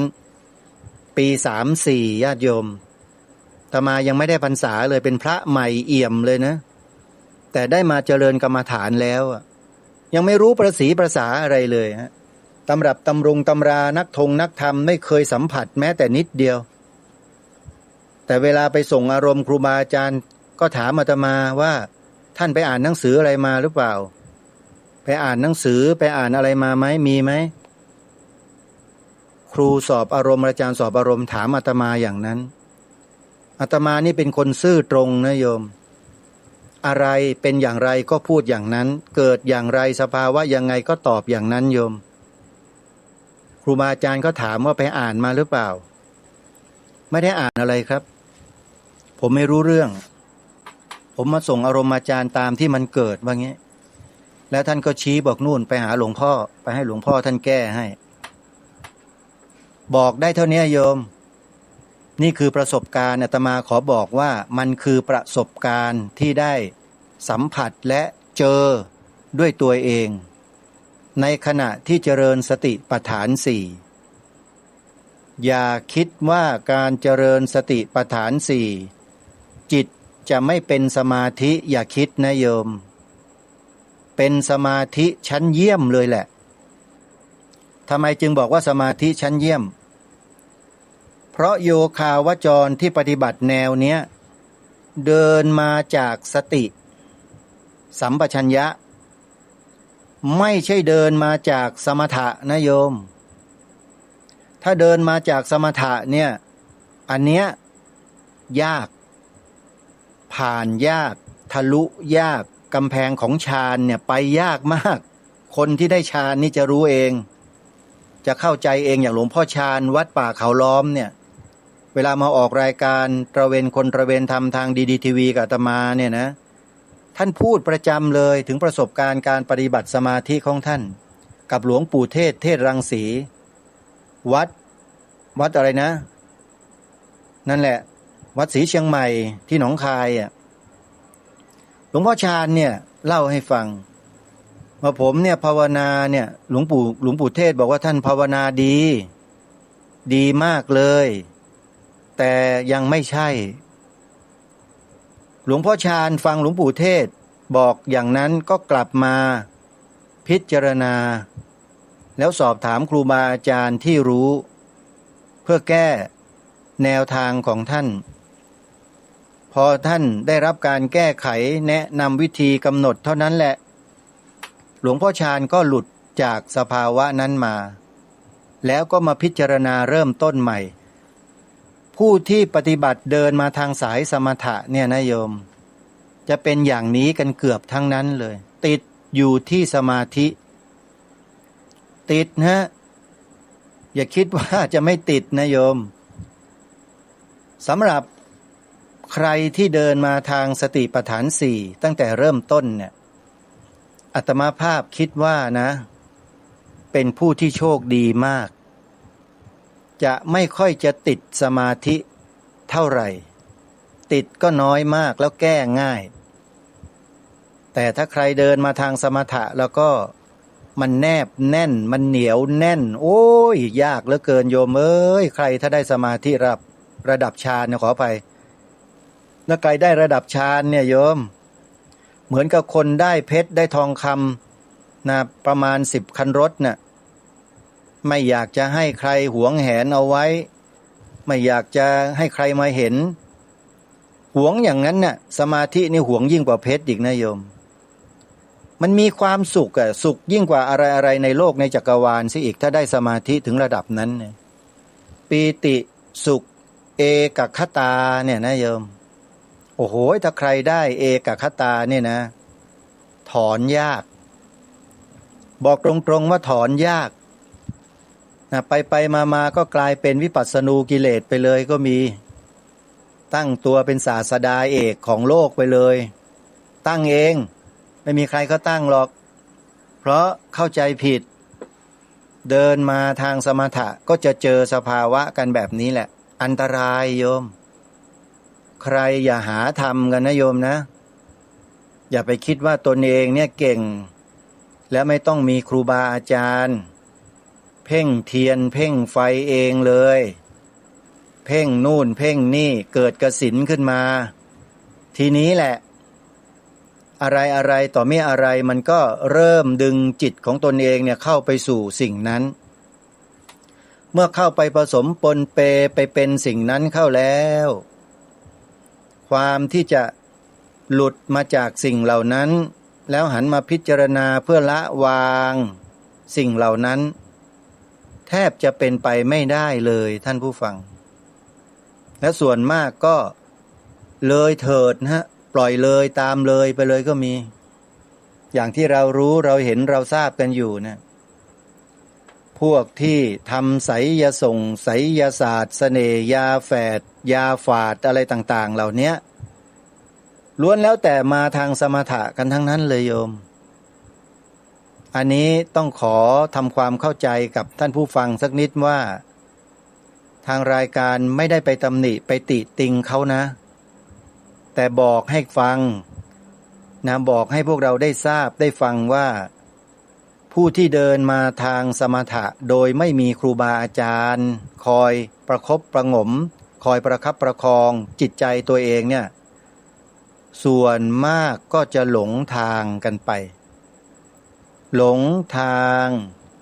หลงตัวหลงตนว่าจะเป็นเช่นนั้นเป็นเช่นนี้จริงๆทั้งที่มันไม่ใช่เลยคำว่าตัวตนมันมีที่ไหนล่ะท่านหาความเป็นตัวตนแท้ๆจริงๆตามสภาวะปรมัตถ์เนี่ยมีที่ไหนล่ะท่านไม่มีพระสัมมาสัมพุทธเจ้าตรัสรู้ปรมัตถสัจจะนะท่านผู้ฟังเราถ้าจะเดินตามรอยพระพุทธองค์ก็ต้องรู้และเข้าใจปรมัตถสัจจะด้วยไม่ใช่ไม่เข้าใจไอ้ที่ไม่เข้าใจเพราะไม่ฟังครูบาอาจารย์ไม่ศึกษาเรียนรู้ให้เข้าใจซะก่อนโดยเฉพาะตำรับตำราคัมภีร์ทางพระพุทธศาสนาเนี่ยที่ครูบาอาจารย์ท่านประมวลมาแล้วทำเป็นรูปเป็นเล่มสอนให้เรากำหนดสอนให้เราเดินจงกรมนั่งสมาธิภาวนาเนี่ยเราไม่อ่านไม่ศึกษาเรียนรู้ไม่ดูไม่ฟังการบรรยายการให้ข้อมูลความรู้ของครูบาอาจารย์กันก่อนแล้วเราก็ทำกันเองคิดว่านี่ไงพระพุทธรูปหน้าโต๊ะหมู่นี่แหละคือครูบาอาจารย์ของข้าก็สวดมนต์และนั่งสมาธิกำหนดลมหายใจเข้ารู้หายใจออกรู้ดูอาการของลมดูไปดูมาลมมันก็หายบ้างมันก็อยู่บ้างตัวยืดยาวออกไปบนฟ้าออกไปข้างๆพองใหญ่อืดบางทีก็เห็นเป็นสภาวะที่น่าเกลียดน่ากลัวไปมาทีนี้แล้วก็แทนที่จะเกิดปีติเกิดโสมนัสกลายเป็นปฏิฆะเป็นโทสะไปเลยก็มีจึงมีอาการเหมือนกับคนเสียสติเกิดขึ้นกับหมู่โยคาวจรที่ปฏิบัติในลักษณะเช่นนี้กันเยอะแยะมากมายเพราะไม่มีครูบาอาจารย์คอยประคับประคองคอยบอกคอยแนะนำจึงทำให้โยคาวจรนั้นหลงผิดได้โดยง่ายอาตมาภาพนี่จะย้ำอยู่เสมอว่าเราท่านใครก็ตามซึ่งเป็นผู้ใหม่เนี่ยถ้าจะปฏิบัติภาวนาให้หาครูบาอาจารย์ที่มีประสบการณ์สอนให้ท่านแนะแนวทางการสอนการเดินจงกรมการนั่งสมาธิให้แก่เราระยะหนึ่งโยมคอร์สหนึ่งนะคอร์สหนึ่งไม่ใช่3 วัน5 วัน7 วัน15 วันไม่พอนะฮะแค่นี้ไม่พอเพราะว่าสภาวะที่ได้นะมันยังน้อยไปอย่างน้อยต้องพูดกันเป็นเดือน2 เดือน3 เดือนนู่นหรือถ้าจะให้ดีก็ต้องเป็นปีเลยอยู่อย่างนั้นแหละภาวนาอยู่อย่างนั้นน่ะดูจิตดูรูปดูนามตนเองให้มันถ่องแท้แล้วก็สนทนากับครูบาอาจารย์อยู่อย่างนั้นแหละนะปี2 ปีทำอยู่อย่างนั้นแหละโยมรับรองได้ว่าไปปฏิบัติไปอยู่ที่ไหนยังไงก็ไม่หลงแหละทีเนี้ยเพราะอะไรเพราะมันเป็นวสีไงกำหนดจนเป็นวสีพอมีรูปารมณ์มากระทบจักขายตนะเกิดผัสสะขึ้นเกิดเวทนาเกิดตัณหาเกิดอุปาทานเกิดภพชาติ ชรามรณะโสกะปริเทวทุกขโทมนัสสะอุปายาสะเราตามรู้ดูอาการเหล่านั้นได้ทันท่วงทีจริงๆไปไม่ถึงนั่นหรอกแค่ผัสสะและเวทนานี่ก็ถือว่าเยอะแล้วนะสำหรับนักปฏิบัติที่เจริญสติปัฏฐานสี่อยู่เนืองๆทุกขณะทุกเวลาก็จะทันต่อผัสสะที่มากระทบไม่ว่าจะเป็นรูปารมณ์สัทธารมณ์คันธารมณ์รสารมณ์โผฏฐัพพารมณ์หรือแม้แต่กระทั่งธรรมารมณ์สติและสัมปชัญญะเข้าไปดักที่ตรงผัสสะอยู่ตลอดเวลาเมื่อสติเข้าไปควบคุมและไปดูแลอาการกระทบอยู่ตลอดเวลาของทุกการกระทบได้จะมีอะไรหนอที่จะเกิดมาปรุงจิตของเราให้ขึ้นลงได้มันก็ไม่มีแต่สติที่ตื่นรู้อยู่ตลอดเวลาเมื่อสติและสัมปชัญญะควบคุมอาการเป็นไปของอายตนะได้ทีนี้แหละเตรียมตัวได้เลยญาณต่างๆในโสรสญาณหรือญาณ16ก็จะทยอยเกิดขึ้นมาโดยลำดับ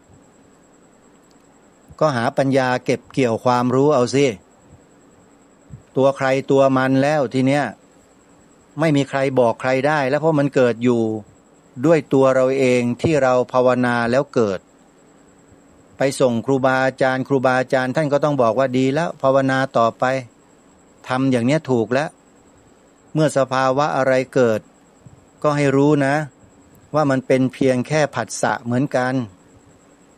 คือนิมิตก็ดีอะไรต่างๆก็ดีที่มันเกิดขึ้นเนี่ยท่านผู้ฟัง